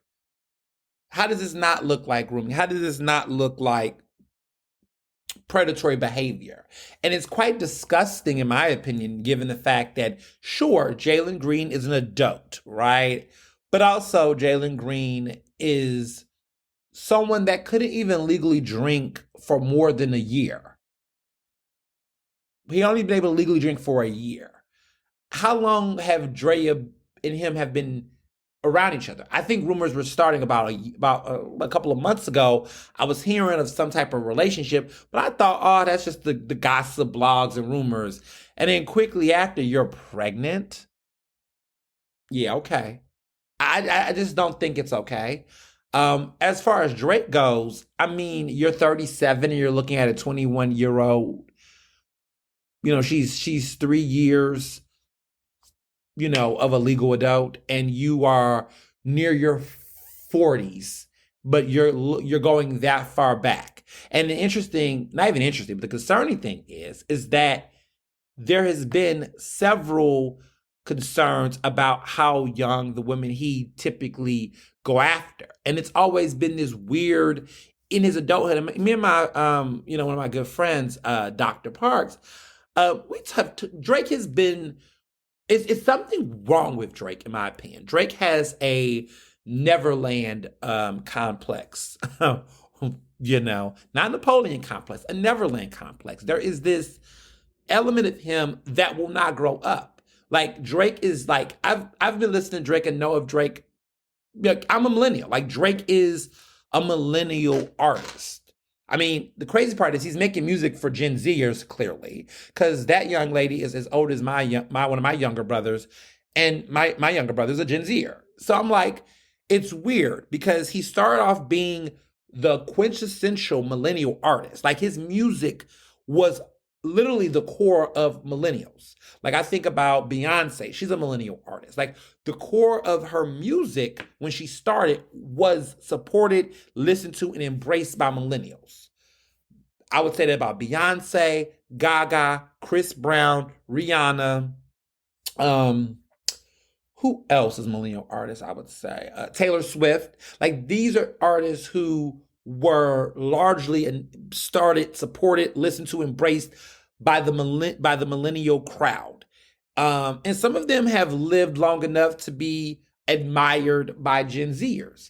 But the crux and core of their core musical fan base were millennials. I would say the same about Britney Spears. Britney Spears is a millennial artist. Justin Timberlake, Bruno Mars, The Weeknd. And I'm not saying they don't have fan bases that are, Gen Xers and Bloom Boomers, but I'm saying that their whole, fan support and upbringing was that. Like I would say that Gen X, Janet Jackson is the core base for them. Celine Dion, Mariah Carey, Whitney Houston. I would say Gen X, that was their core fan base, was that generation. And I would say Michael Jackson is interesting because he gets a little bit of boomers, but I would say early Gen Xers, younger boomers. Like boomers have Aretha, James Brown. Who else they have? Barbara Streisand. I would give boomers Barbara Streisand.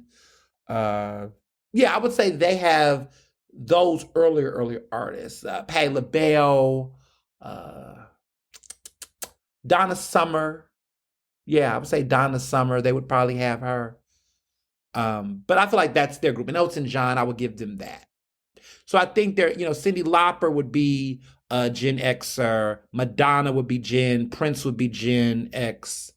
I would say that would be theirs. So each artist do. So I say all this to say that when I think about what's weird about Drake is that even though millennial is his core, Drake has oddly been looking at Gen Zer. Like I would say Gen Zer artists would be Lil Nas X, would be Billie Eilish, would be Lil Baby,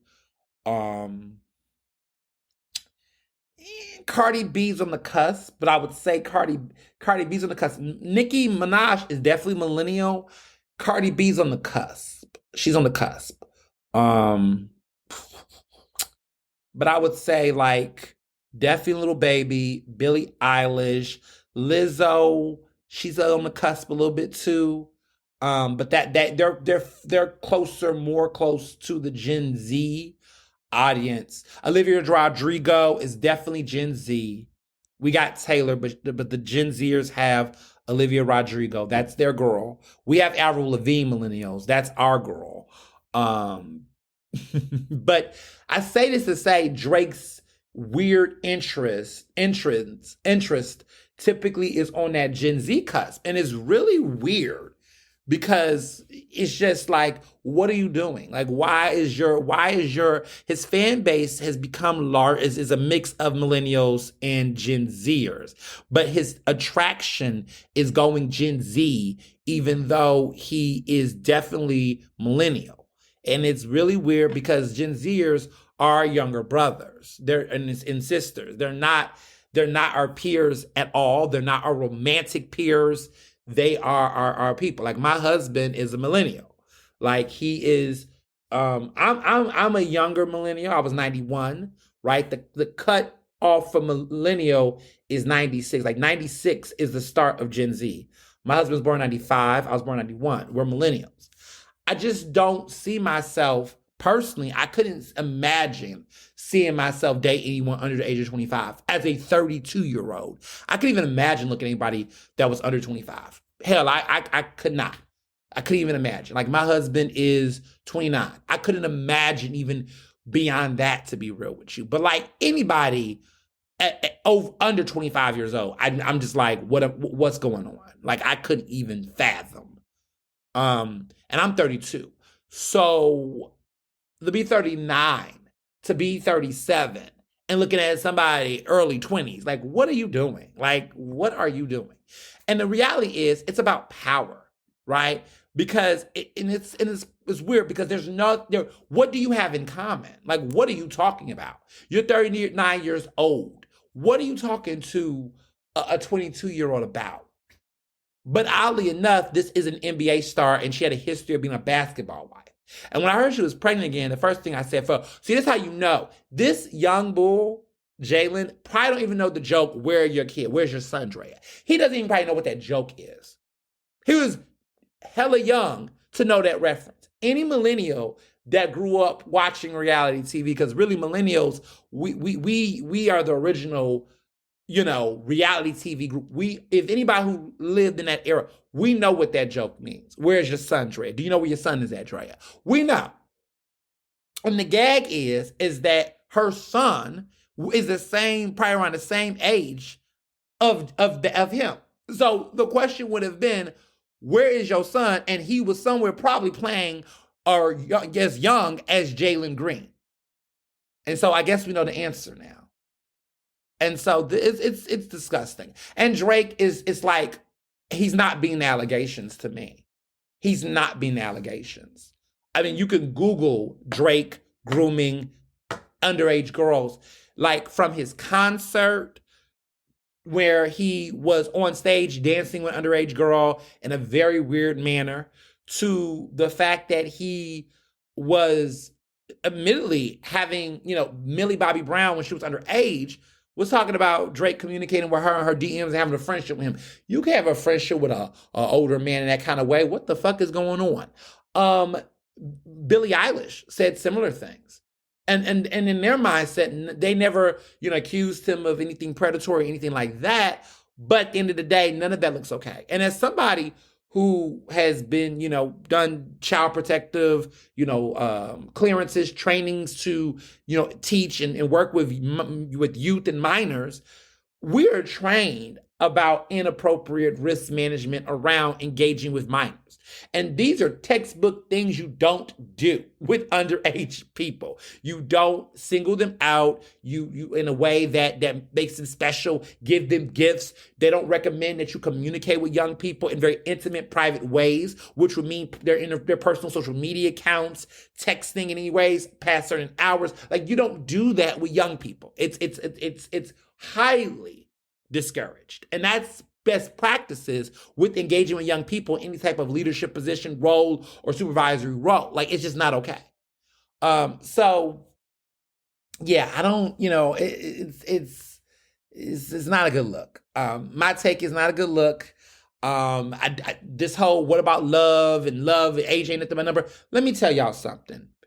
We are consistently having a watershed moment in the Hollywood industry and really across various industries around inappropriate behavior, sexual abuse. Like, did Surviving R. Kelly, did y'all like completely forget? Like, I feel like we're like, society has this weird regression thing where, even on racism, right? Like 2020, people supposed to have read the books. White folks were supposed to be reading the books, understanding the assignment, understand these issues. And then here we are in 2024, and people are still out here making jokes about nose sizes and all types of shit. Like, I just, what I guess people just, sudden amnesia, or they were pretending like they gave a fuck, but really didn't.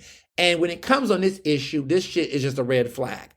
Let me make a bold prediction. I don't predict that Jalen Green and Drea are going to last. I don't see this working. I think this is weird. I think that the public shaming that she's endured is warranted. I hope she has a healthy pregnancy. I hope that she is safe. But at the same time, I just think that if I was in her position, I would focus on my pregnancy, get out of the spotlight, get out of the media attention, because the level of scrutiny that she's going to receive, that I believe is warranted, it will not be productive for her in any type of way. And I don't think that she should be, going through any type of emotional maternal distress. It's not okay. But society isn't going to let up. And I think personally, she should just go away. Like, she should take herself out of the spotlight. She's a wealthy, rich woman. She needs to get out the attention of the spotlight. I don't know why she used International Women's Day as an opportunity to make this announcement and try to make it seem like this is okay. It's not okay. It's very weird. It's just ridiculous. It's disgusting. And, yeah, not a fan. Drake, like, y'all, it's time to let Drake go. I'm proud of my bestie. Like I said, Dr. Parks, I know she is a reformed Drake stan.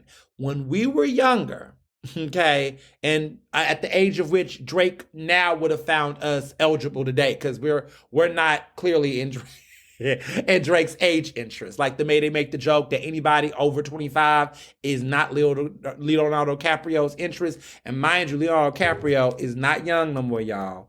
Like Leonardo DiCaprio is not young, baby. He is 49 years old. He will be 50 in November, November 11th. Um he's a Scorpio. Drake's a Scorpio too. The Scorpio's cutting up. What is up with Scorpios? But he is 50 years old in November, and apparently he won't date nobody that's under 25. That has been his reputation, is what they're saying. I'm just child. Um what I would say is yeah, I just she specifically, my friend, she used to think that Drake was the exception to the rule, that this was a man that was tapped into his emotions and expressing stuff. And I said, girl, I don't know about you, but as a man, I'm seeing something different. I'm seeing a facade. I'm seeing something very different. I'm not at all moved by this man. I think colorism really played a role in how Drake was able to navigate through the industry and be perceived to be something different than what he really was. See, the true man with real heart that was really the one in his emotions musically was Wale. When she's a DC DMV girl, Prince George's County girl, she did like Wale. I found Wale to be okay, but as an artist, I find him okay. But I do think when history is said and done, the real artist at that time that was really the one truly tapped into his thoughts around emotions and things, that really was that dude, was really Wale. Like J. Cole, child, his thoughts around women and not as progressive. Kendrick, not as progressive in that department, but talented rappers, but their thoughts around women and things weren't. Wale was really the real one that was genuine. I think history, has definitely exonerated him in ways that we just wasn't giving him his props. I can admit that now, but a lot of his songs and looking back, he was really genuine. Drake was a whole facade. And there were hints. There were hints in his lyrics back then, but it was just kind of passed off. Like, this man really was weird. His obsession for college girls being good girls, this enviness of their ability to go out and have a good time. Like, everybody's supposed to be staying home and studying and waiting for him. Lord forbid they have a good time. Lord forbid they strippers. Like, Lord forbid a woman, a young girl, go out and be herself. And like, it was very weird. It's just weird. And he's always had an obsession with college campuses. And even when he was younger, it was like, okay, because that was at that time, we was in that I guess. But like, he's never let go of the college campus. Like, years later, she graduated in 2013. I graduated in 2014. It's been 10 years since we done got our degrees. And Drake has not graduated like we have. We ain't going back to campus, okay, unless we get a master's or doctorates or whatever. He ain't going for a woman getting a doctorate. He's still looking at a girl that's getting a bachelor's degree or an associate's degree. Like, he's not looking beyond that. And that's weird. He's getting older, but the girls are staying the same age. That reminds me when Taylor Swift said that in her hit song, All Too Well. It's just like, the man getting older, but the girl still stays the same age. Like, it's weird. And so I remember, again, many years ago, we used to debate about Drake. Oh, he's in his emotions. He's so expressive. I said, girl, that man full of shit. He's shit. I don't buy it. I don't like him. She's like, I don't know how you say it. And now she just listens. She is not here for it. She really can't even listen to him. She really can't. She don't even like his new music. It's like, he's never changed as an artist. He's a whole disappointment. Like, this man had a moment where it just felt like the momentum in the beginning of his career, and it just kind of went flat. Like, he's so mainstream. And the music has not grown. Like, it's no sophistication. And he's become an incel. He's been an incel for a long time. But everybody kept skipping it and passing it. But recently, all this Meg Thee Stallion, He taunts her online. This Tory Lane's obsession, which is weird. I guess because they're Canadians. I don't know. But like, it's just everything about him is just so weird and disgusting. So I've said it all. Everybody want to know what I thought about Drea. Girl, bye. Like, just none of this is okay. And yeah, that's my Ask Ernest. I'm not here for it. That's what I got to say. The Oscars, man. Okay, so where do I start with the Oscars? I go to the good, the bad, and the ugly. So the good things. I went to an Oscar, every year, myself and Mr. Johnson go to the Oscar watch party. It was the 11th one by the Philadelphia Film Society. It was the Philadelphia Film Center, which is in the old Harold Prince Theater, which is now the Philadelphia Film Center, which is on 14th and Chestnut, right across the street from the W Hotel. It's beautiful. You can't miss it. It's got the lights. It's a movie theater now. The Philadelphia Film Center used to be at the Roxy in Rittenhouse, a little further back around Sansom. But now it is on 14th and Chestnut. It's a beautiful theater. They play really great films, and y'all know I'm a cinephile, among other things. But I love movies, as you all know, and I love cinema. I love all of it. I love the Oscars. That's like my thing. My husband and I have been going to the Oscar watch party for, I don't know, 7 of those 11 years, maybe 8 of those 11 years. Like, we've been going to this every year for a long time. And so it's our thing we do. We dress up, we look good, we look red carpet ready. We go, we have great drinks, we take pictures, there's red carpet, the food. I just love this event. Like, I do it every year. The ticket prices are not, is not cheap, but it's a fundraiser to support the Philadelphia Film Society, which basically is an incredible nonprofit. I'm a proud member of the Film Society in Philadelphia. They do the Philadelphia Film Festival that happens in the fall. One of the films that they did the world premiere of was American Fiction, and they had now Academy Award winner Court Jefferson, who won, screenplay, adapted screenplay this year. They had him come to discuss making the film American Fiction, which was an incredible film. So I love them. They're a great institution. They have a lot of great film screenings. They have different memberships. They have a great membership called Friends of the Society for people that are under the age of 40. It's very affordable, and you get to go to cool parties and things for young cinephiles under 30. So these are millennials, basically, and Gen Zers.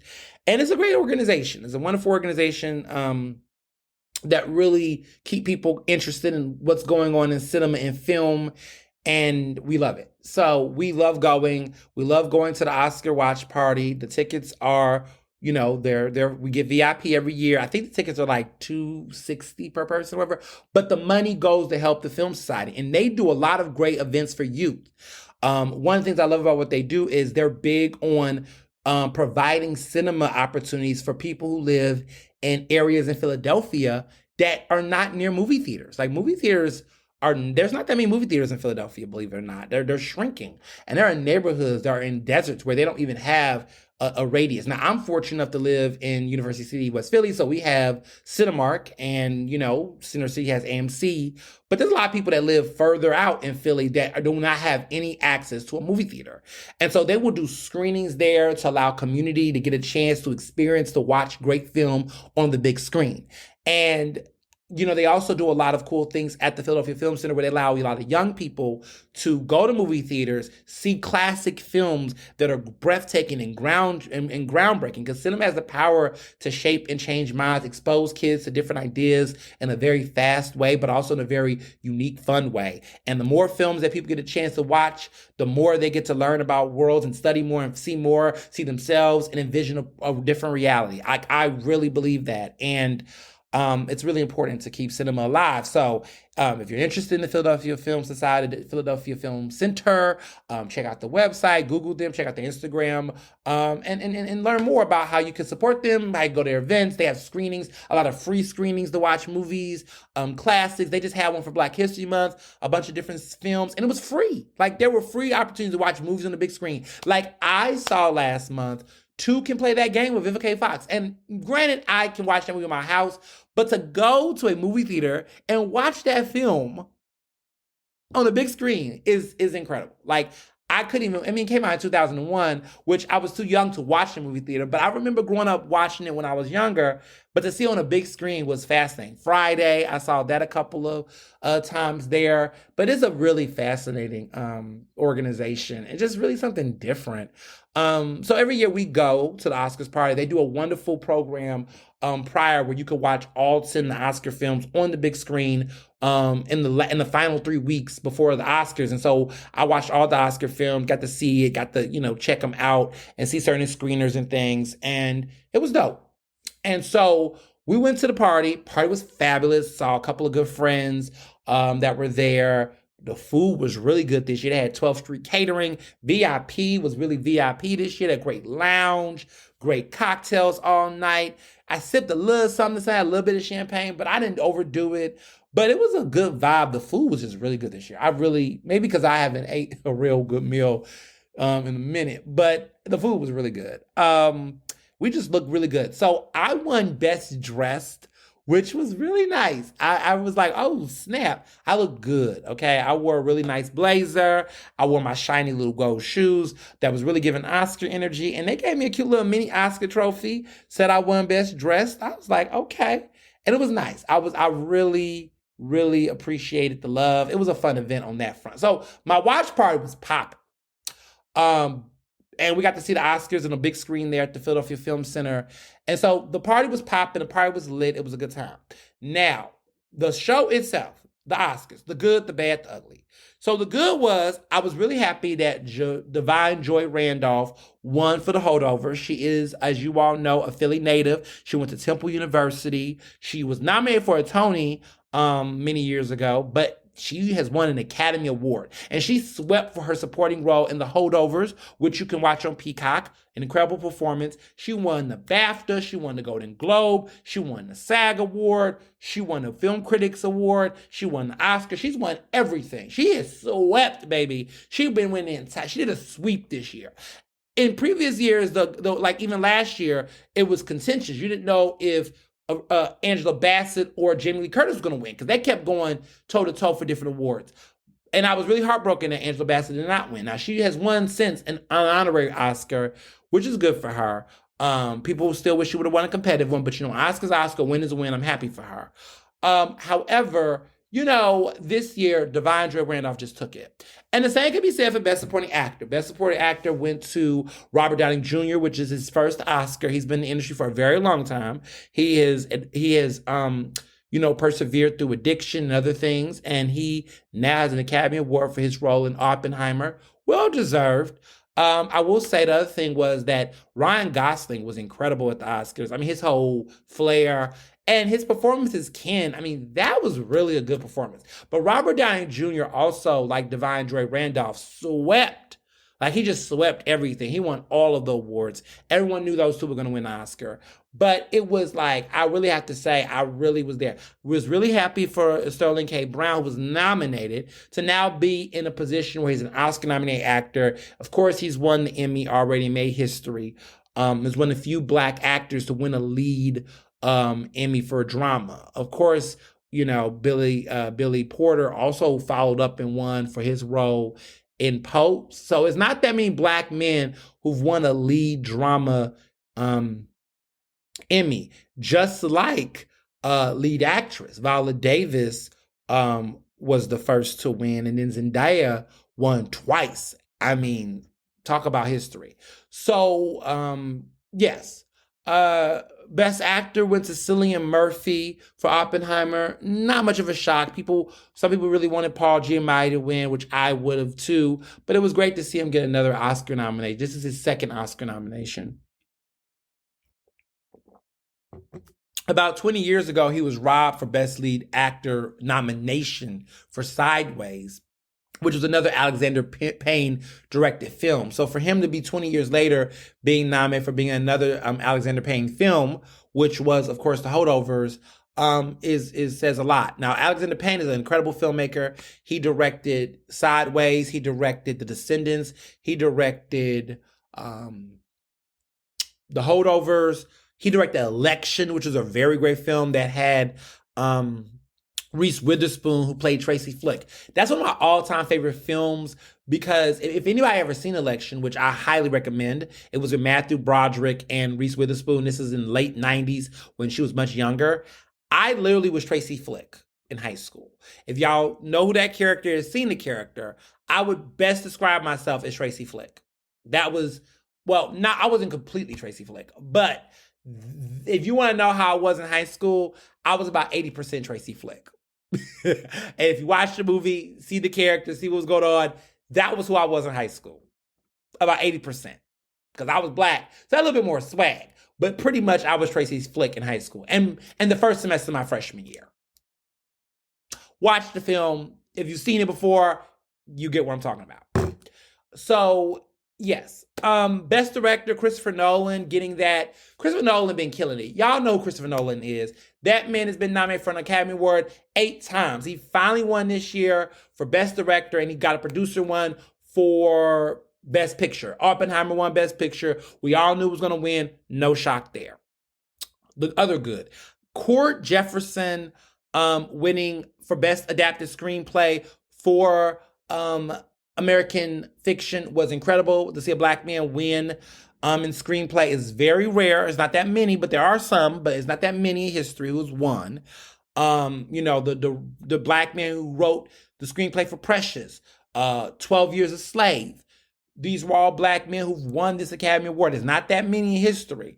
So to see that win was great. A lot of people wasn't sure who was going to win in that category because I thought they might give it to Greta Gerwig, who did not win an Oscar. Barbie only won 1 Oscar, and that was for Best Original Song for Billie Eilish and her brother Phineas for What Was I Made For? This is the second Academy Award the duo has won. Billie Eilish is one of the few people, one of the first to win 2 Academy Awards under the age of 30. Like, Billie Eilish is immaculate. Like, I really like her. I really like her. She's a real musician. She is 22 years old. She has won 2 Academy Awards, and she is 22, and she already has 2 Oscars. She already has Grammys in every general category. She is that girl. She has 2 Song of the Year Grammys. She has 2 Record of the Year Grammys. She has an Album of the Year Grammy. She's been nominated for Album of the Year twice, has already won 1, and she's won Best New Artist, and she's 22 years old. And honestly, I couldn't even say she didn't deserve it. She is that fucking good. Billie Eilish is that girl. Like, she is that girl. I'm sorry. Like, it's very random that I would say she is that good. She is that girl. Listen. She don't play. She gets hers. I'm gonna give her gots. Billie Eilish ain't nothing to play with. If I was in the game, that one, she the one that can stop Taylor Swift. They'd be like, who can stop Taylor Swift? Billie Eilish. If Billie Eilish would have had an album come out this year, she would have been the one. Now, we really wanted SZA to win, but Billie Eilish be taking this. Taylor Swift, sidebar, she wants a Song of the Year. She's a songwriter, and she's a good one. But let me tell you something. She really wants a Song of the Year Grammy. She's been nominated for Song of the Year like 7 times and has never won. I feel like Album of the Year, she's won 4 of them. She's got the most of anybody. She really wants that Song of the Year Grammy. That's what she really wants. And she has never won one. And I think that is at the core of what she really, really wants above everything else. She wants a Song of the Year Grammy. She ain't never won one. She's never won Record of the Year. She's never won anything but Album of the Year. And I think it irks her. But Billie Eilish and Bruno Mars, baby, they get them Record of the Year Grammys like that. They get them Song of the Year Grammys like that. Those two were the ones. They are the Grammy darlings. You think Taylor Swift is. Those two are. Billie Eilish and Bruno Mars, you don't want to be in a category with them. I've watched enough award shows. I've studied the playbook. They're the ones that if you put them in a category, they're going to shake the table. They're going to fuck it up. Just say. Them the ones you don't want to put them in any category. Because they're going to be the ones that's going to pull. Adele had it. And I think Adele still has it in her. But I feel like recently them have been the two that when you ever, no matter how you slice and dice it, they're going to be the ones that's going to pull the win, and they're going to pull the win in ways that's like they win even in uncompetitive years. Like what I mean is like Billie Eilish has won record a year in a year in which she didn't even have an album. She just dropped a little single, and or she drops a song for a movie, and in the movie getting nominations. She got 7 Grammy nominations for what she did for this Barbie song. Like, who does that? I remember, Bruno Mars, he did that song "Leave the Door Open" and won like 4 Grammys just for "Leave the Door Open." That's how popular they are with the audience. They have tapped into that.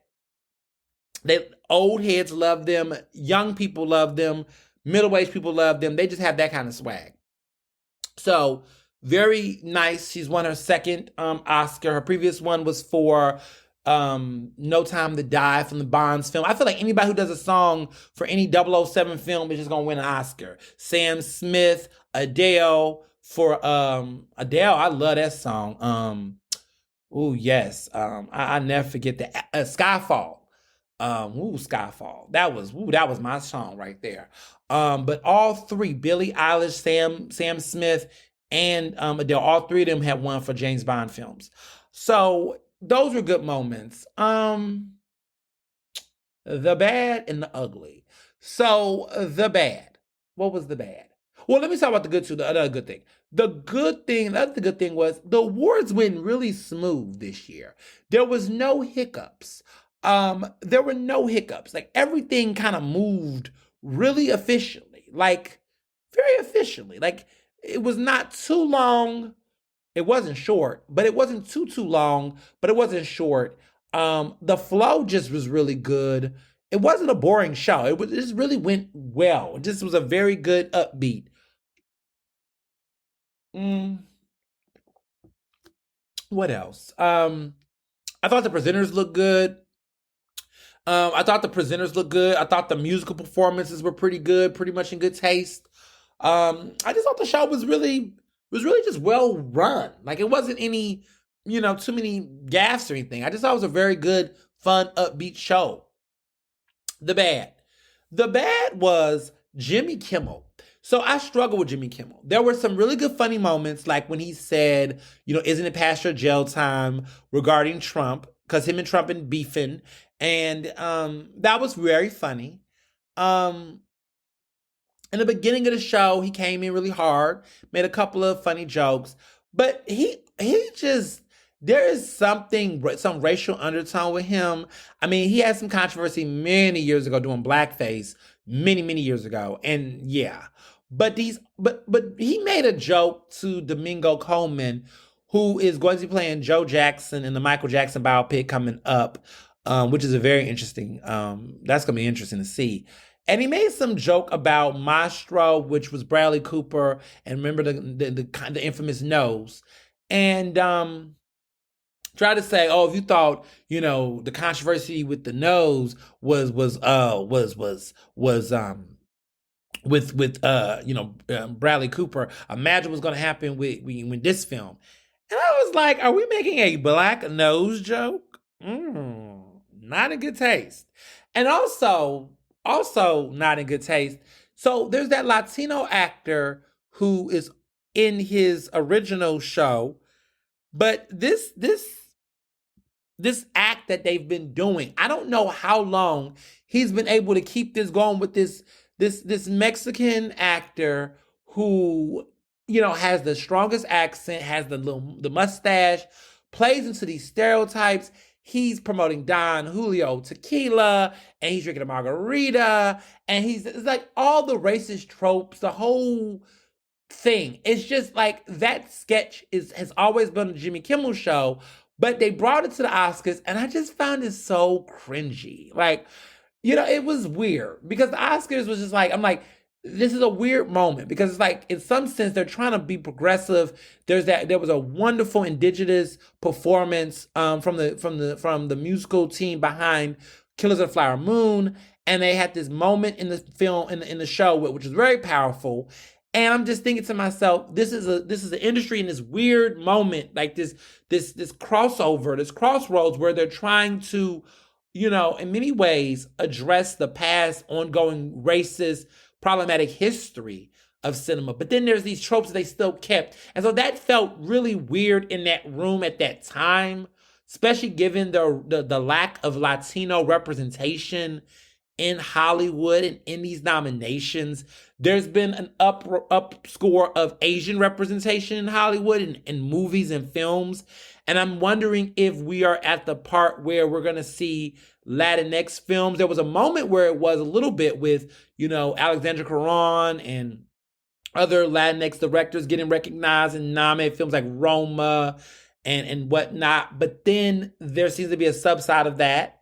We haven't seen anything from certain actors. It was like a couple of them. And then that kind of faded a little bit. America Ferrera got nominated, but that was, kind of underscored by the fact that Greta Gerwig didn't get nominated for Best Director, and Margot Robbie didn't get nominated for Best Actress, even though they got Oscar nominations in other categories. But anywho, so I don't know. That just felt just like a buzzkill. What are some bad things? Bad things I will say is that there wasn't too many surprise wins. There was one, and we're going to get there at the ugly, because y'all already probably know which one pissed me off the most, and that's in the ugly department. But there wasn't that many shakeups and surprises. I will say Best Animated Film was one of the biggest surprises, because I thought Spider-Man Under the Spider-Verse was going to win, but The Boy and the Heron won. And they've been winning, but it is a famous filmmaker who made one of my favorite all-time. Let me tell you something. Spirited Away is one of my favorite all-time animated films. Hayao Mizaki, who was the filmmaker behind Spirited Away, which is a Studio Ghibli film. You can watch it, I believe, on Disney Plus. It is one of my all-time favorite animated films. I believe it is the second movie to ever win the Academy Award for Best Animated Feature. I believe Shrek was the first, Spirited Away was the second. And I think Finding Nemo was maybe the third. But that is an incredible film. And Studio Ghibli, he's a legend. He's a GOAT, this animator. He makes incredible films in Japan. And he's made Kiki's Delivery Service, a couple of other great films. Howl's Moving Castle. For those who are in that animated film, Kiki's Delivery Service is a classic. Spirited Away is a classic. And The Boy and the Heron won this year, which was very a surprise. I really thought Spider-Man to the Spider-Verse was going to win, because the first one won, that came out a couple of years back. So everybody thought that was going to be a foregone conclusion. But The Boy and the Heron pulled it off, which was really good. What else? But otherwise, there wasn't too many surprises. Killers of the Flower Moon got no wins. Barbie only won one Oscar, which I wasn't too surprised by. Oppenheimer won a great number. A great number of films, Oscars. And that was the big the big one. I'm trying to think who was the big ones. Poor Things won several Oscars. Which was a big one. It won 7 Academy Awards. Oppenheimer won 7 Academy Awards. And then Poor Things won 4. So, it wasn't many films that did sweeps, but Oppenheimer winning 7 wasn't too much of a surprise. 20 Days in Mariupol won Best Documentary. There was an interesting part in when The Zone of Interest won an Academy Award for Best Foreign Language Film. The actors, who I believe are Jewish, had spoken out against the war in support of Palestinians. And that was a very controversial moment. And for people who watched the Oscars and wanted to know why stars were wearing red pins, Mahershala Ali won one. Who else wore them? Several different actors wore them. They were supporting Gaza at the Oscars. That pin was supporting and speaking up for Gaza. So for people who didn't understand who was wearing them, they were a lot of folks who did wear them were actors who were Muslim, actors who were progressives, that was supporting that and acknowledging support for Gaza. That's what those big red pins were for. If you noticed, there were several actors throughout the Oscars wearing them. That was what that was about. Interesting enough, not many of the major stars who won said anything. It was only one speech specifically that spoke about it throughout the entire Oscars, which is very telling. Who else was another one? I mean, there was conversations about, I mean, the documentary about the war in Ukraine, that was a big one. And there was mention about that, and there's a lot of things going on. Government support around the Ukrainian war was a big topic. So that was interesting. Wasn't too many politically charged speeches this year, which I would say was bad. But the ugly for me was and I feel like the biggest shocker of the night. The thing that really, I was like, the Oscars was going too good that I was like, they're going to fuck up. And this reminds me of the 2021 Academy Awards. This reminds me of last year's Academy Awards. There's always that one win that just completely fucks up the whole vibe. And normally it will happen, it's going to happen in one of the acting categories. I remember last year was when Jamie Lee Curtis beat Angela Bassett. And that shit hurt. It hurt. And Jamie Lee Curtis is a great actress. Been around for a long time. That one hurt. But this one, for Best Actress, y'all, the only person I wanted to win, just like I wanted Da'Vine Joy Randolph, I wanted Lily Gladstone to win for Best Actress for her performance in Killers of the Flower Moon. It is the best performance I've seen in years. It is moving. It is just powerful. It is important. It is an important part of cinema. It is an important part of everything that she did. Everything that she embodied. She was the heart of that film. She embodied Leonardo DiCaprio in every scene she was in. She was the thing. She was the moment. She was powerful.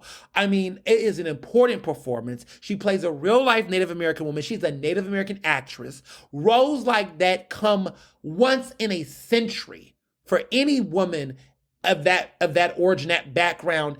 I mean, the film is one of the few extraordinary films to depict Native American life and history. It is an important film. And the fact that they got no Oscars, which is already annoying, but it is an important piece of cinema. What they did to get to the level of accuracy, sensitivity, and cultural awareness is immaculate. And Lily Gladstone embodies so much. I mean, she carries so much of the history of what happened to that tribe, her connection, her spiritual, her ancestral connection. She embodied everything. It is just an incredible performance. It's not the loudest, flashiest performance, but it is one of those deep performances that will stick with you for a lifetime. And she is so fucking incredible. She would have been the first Native American actress to ever win Best Lead Actress. She would have been the best. I want to note one good thing at the Oscars. I forgot this, is that during the acting categories, they brought back this cool thing where they would bring 5 previous Academy Award winners in a respective acting category to come up and speak about a respective nominee. They brought that back. It was the best thing of the show. And one of my favorite things that happened many years ago when Kate Winslet had won the Oscar. And so they brought it back, and it was a crowd favorite. I was a fan favorite. I hope they keep doing it. So when they called Emma Stone's name, I was disgusted. I could tell Emma Stone was shocked. She ripped her dress. She was not prepared to go up there. She didn't say it, but you definitely know she felt like shit. You can tell when she got up there, she was just like, She was not prepared to go up there and win. You can tell her mindset was like, I'm just happy to be nominated. She previously won an Oscar back in 2017 for La La Land. I'm going to tell you why that was a mess. And you could just tell she just felt odd. Everybody felt it. Nobody ain't going to admit it. Fuck the Academy. I could promise you, everyone in that room thought that Lily was going to win. It was supposed to be her night. She came up there with the Osage tribe. Everything about, it was just like, I just was in my mind like, she's got to win. Like, there's just no way. Ain't no other way. And when they called Emma Stone, I was like, what? Like, this reminded me of when Chadwick Boseman, I was mad for Angela Bassett, but I was furious because the last award of the night, everybody thought Chadwick Boseman was going to posthumously win. And for the award to go to Anthony Hopkins for The Father was just, it was just, I was like, what? What? Notice that they always do it to actors of color. Notice that they always do it to actors. Like, I just knew Chadwick Boseman was going to win. He didn't. So it's just, it was gun punching. And what was annoying is that, Emma Stone was in Poor Things. People swear up and down that performance is so transformational. She's playing a woman who has the brain of a baby. It's not a bad performance, but honestly, I think the performance is overrated. I also feel like she's already won. She's already won a Best Actress trophy. Like, it ain't like she's long overdue. You got people like Amy Adams, Glenn Close, okay, who ain't Annette Bening. My goodness. Like, if you wasn't going to give it to Lily Gladstone, you could have gave it to Sandra Hüller for Anatomy of Fall, which is a really great movie and was a great performance. And quite frankly, when the Oscars was beginning, I thought Sandra Hüller in Anatomy of Fall was going to be the girl who was going to win and probably beat Lily Gladstone. And to be honest, if she would have beat Lily Gladstone, I would have still been mad. But you know what? I would have said she did her thing. But even Sandra Hüller didn't win. And I was like, what? And hell, you could have gave it to Annette Bening and Nyad. Her and Jodie Foster. Annette Bening did her thing. And she's been nominated several times and have never won an Oscar. If she would have won, I would have said, you know what? She's a veteran. She's long overdue. Okay. Which is why I wasn't too heartbroken by Jamie Lee Curtis. But let me say this, though. No shade, because I got to keep it 100. She wasn't even the best supporting actress in Everything, Everywhere, All at Once. That was Stephanie. The good Judy Stephanie was also nominated in that category. She wasn't. That was one of those Nepo baby awards, okay? But anyway, back to Emma Stone. So here's my thing with Emma Stone. She should have not won. But I'm sick because Emma Stone won for La La Land in 2017. And y'all, she shouldn't have won for that. She really shouldn't have won for that. And what angers me, if y'all have not read Viola Davis's book, Finding Me, that whole controversy during 2017 Oscars, for those who do not know. So I'm going to tell y'all, if y'all don't remember, don't know, listen, I'm a huge awards person. The hood knows. And the hood is Hollywood. The wood knows. Real knows. So, in Fences, remember, Denzel Washington was nominated for Best Lead Actor. Anybody who knows Fences, the play, the Broadway production, the film, everybody know. The role that was played by Viola Davis is a lead actress performance. In Fences, that performance has won the Tony for Best Actress in a Leading Role twice. The first time Fences was on Broadway, it's an August Wilson production, R.I.P. August Wilson, an incredible Black playwright. August Wilson, that film, that play won the Tony for Best Play. James Earl Jones won the Tony for Best Actor in a Leading Role. And Mary Wilson won the Tony for Best Lead Actress. No, take it back. Let me bring it back. She was nominated for Best Lead Actress. She did not win because the first black woman to win a Tony for Best Lead Actress was... It's slipping me. She was in The Cosby Show. She was in, The Cosby Show. She won for Felicia Rashad. Felicia Rashad was the first black woman to win the Tony for Best Lead Actress in a play, not a musical, a play. And it was when she played in A Raisin in the Sun. And that was the production where Diddy was in that production. She was the first black woman to win. The second black woman to win the Tony for Best Lead Actress in a Play was Viola Davis in the Broadway revival of Fences. She won Best Lead Actress for that performance. And guess who won Best Lead Actor, a Tony, for that performance? Denzel Washington. They both played in the Broadway revival of Fences, which was like many years ago before they did the film adaptation. They were so good in that play that it inspired them to do a film adaptation, to which Denzel produced it.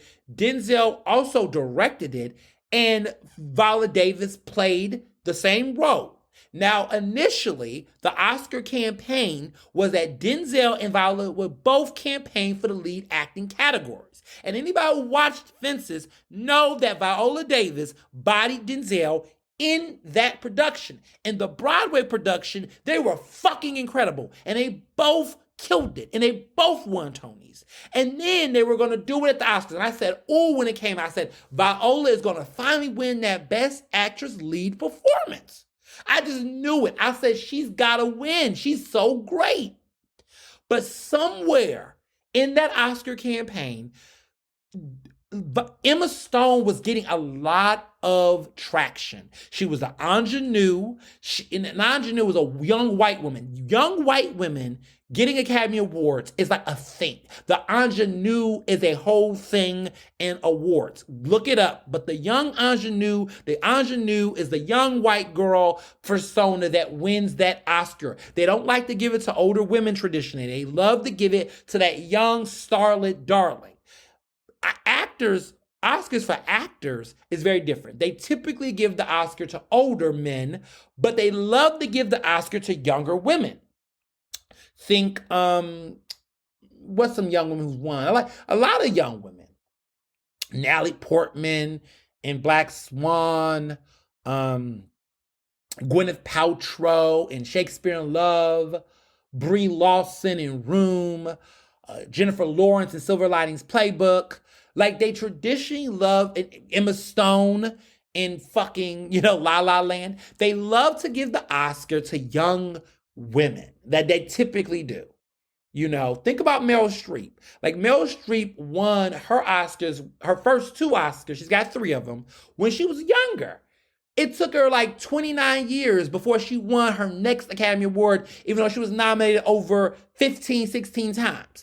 I really think people should really look at the history of this. This is a real thing. So Emma Stone became the talk of the town to be the front runner of the Oscar. And because of that, Viola Davis' team wanted her to get an Oscar so bad, they said, let's put her in the supporting actress category to secure her a win. And so they put her in the supporting actress category, and sis swept. Like, Viola Davis cleaned the fuck up.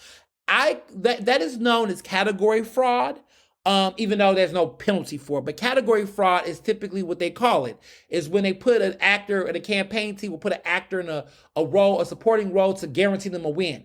They did this with Alicia Vikander in The Danish Girl, for those who've seen that movie. Y'all who watched that movie, remember, Alicia Vikander was initially a lead actress performance. Like, throughout the award cycle, she was going for lead actress. And then she didn't win anything, and they put her in supporting actress, and then she won the Oscar. You know why? Because she had a lot of fucking screen time, and she should have been a lead actress nominee.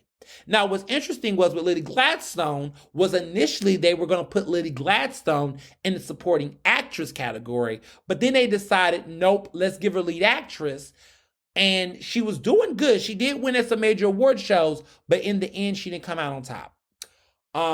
So Emma Stone ended up winning, of course, Best Lead Actress, and Viola Davis won Best Supporting Actress in 2017. I was bittersweet because I was happy she finally won an Oscar, which eventually she got EGOT, of course. But in my heart, it was sad because Viola Davis won a lead actress Tony and a supporting actress Tony, which they call featured actress. And she won for another August Wilson play called King Hedley, and that was in the late 90s. Yes, I'm such a historian on this shit. So I was a little bit heartbroken that Viola Davis did not win lead actress. She deserved it. And that's why a lot of people in the industry was kind of like side-eyeing Emma Stone, because we know that, truth be told, Viola Davis should have won lead actress that year, but the category changed because of white privilege. Pretty much everybody knew that nothing was stopping Emma Stone from winning the Oscar in the Academy, and they didn't want Viola Davis to lose again because Viola Davis had lost for Doubt, which made sense. She lost for lead actress in The Help. So this was three's a charm for her. And since then, she's going on to get another Oscar nomination for lead actress, which there was a year. I really thought that Ma Rainey's Black Bottom, I think it was called. Ma Rainey's Black Bottom was the one with her and Chadwick Boseman. She had a shot at winning Best Actress that year, but she ended up losing to Frances McDormand, who got her third Oscar for Nomadland. And so that's when that ended up happening. But I do believe Viola Davis is going to give us one. Last year, she was snubbed for The Woman King, which was really sad. But Viola Davis got to give us another one. She got to get Best Lead Actress. The campaign is on. She's won Best Lead Actress, Tony. She's won Best Lead Actress Emmy for her role in How to Get Away with Murder. She needs a Best Lead Actress Oscar. She would be the second Black woman in history to win. And I believe she is the only one in our current industry that could get it, because I don't know. They're not giving that many Black women strong lead performances to win. But she could be the one. I think she's the one. So I hope she gets it. But yeah, it was hard. It was hard. That was a hard year. Emma winning this year, she didn't deserve it, y'all. I'm sorry. I'm just not a fan. So that's my take on Oscars. Until next year, the campaign goes on. There's going to be a lot of discourse on the internet. There's already people on the internet talking about what happened. Lily Gladstone is the people's choice. She will forever be my Best Actress winner for this year. Watch Killers of the Flower Moon. It is on Apple TV.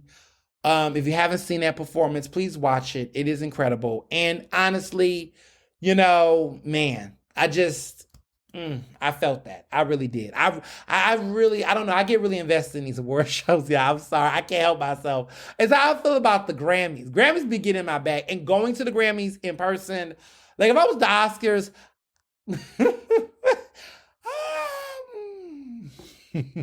I'm just gonna listen. All I gotta say was history may have repeated itself again. Let me just say that at an award show. I'm just gonna say that.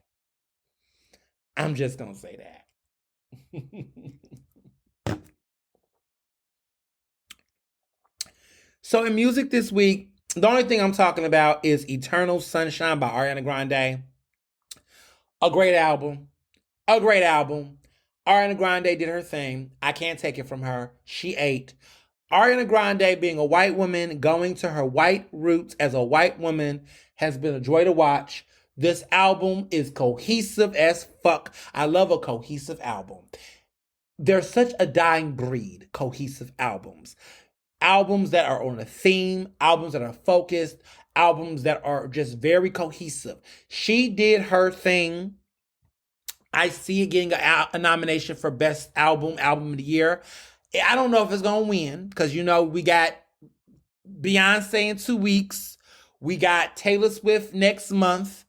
It's a lot of albums coming out. Billie Eilish got one coming out this year, y'all. So stay tuned on that. But other than that, I like the album. It's good. It's a good album. Cohesive. She's not being the allegations around her being a home wrecker. I don't think she cares. I don't know if she really is a home wrecker. I don't know if I believe the rumors. But I will say that the whole drama around that in this album, that album, she got a song in it called "The Boy Is Mine." She is hilarious. I think it's just so, I hope it's not true. I hope she did not take anyone's man. But y'all, it's just, the whole thing is hilarious to me because I look at her, I'm like, who is she taking? Look at her. She's so small. But listen, the whole mood is a vibe. I'm sorry. It's a vibe. The album is so good. The songs are so good. I like the album. It is so far, it has broken the record for the most listened to album of 2024 on Spotify. I have played it multiple times. I like the album. I have no complaints about the album, y'all. I just, it is 4 stars in my house. And it clearly is going to go number one next week on the Billboard 200. I mean, it's just good. It's good. And it's just a vibe. And you know what I like about it? It's not so, some albums be trying to give you all these random bops. I just like the vibe. You can put it on in your house. Um, I just, and I don't, a lot of people, like, everybody on Instagram has just been like, that's that whole record album. Look, she was taking someone's man, she rubbing it in people's face. I'm like, did she? But I just like the drama around the album because it's like, I don't know if it's true, but it's funny. And it's not funny, but it's like, I don't know. I don't know. But it's a good album. I really do like the album.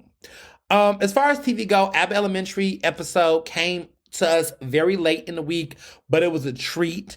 The Swans, Capone the Swans finale is this upcoming week. I'm gonna really miss this show. If you haven't seen it, check it out. FX, catch up, watch it all together. I've been religiously watching it every week for the past 7 weeks. The finale's this upcoming week. And the show The Traitors. I told y'all The Traitors is on Peacock. They just had its finale. Please watch it. I think it's great TV. Some interesting revelations came. I'm not going to get into it too much because I know a lot of y'all, trying to catch up. Ain't going to talk on it, but watch it if you do. And then lastly, what else I want to talk about? I don't watch Love is Blind. Y'all been trying to ask me to talk about that show. Child, I don't watch Love is Blind. I've never watched it. I can't get into it. The straights just exhaust me. I just find it too fake. I have been seeing little, tea leaves about people not being who they are, people persona. And that's why I don't want to watch it. Like my reality TV, like I'm watching Love and Hip Hop, Atlanta, which has been good this season, and Miami.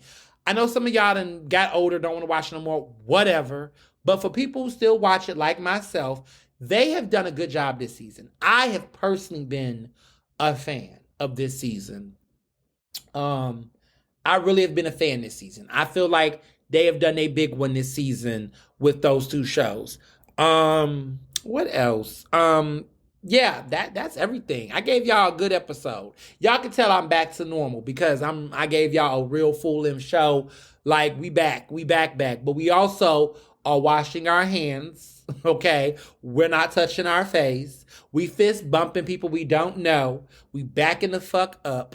And sidebar, because y'all saw my Instagram this week, let me tell you what my favorite new device is. So if you ever been to CVS, y'all know I love CVS, one of my favorite stores. If y'all do not know what to get me, a CVS gift card is always my favorite friend. Okay, so Lysol has a spray back. There used to be a spray years ago called Neutral Air. I guess they discontinued, or I can't find it. I don't know. The places I'm going, I can't find it. But it used to be this really good spray sanitizer for the air. Not for, I guess it can land on devices. But there was a spray called Neutralize, and they stopped selling it.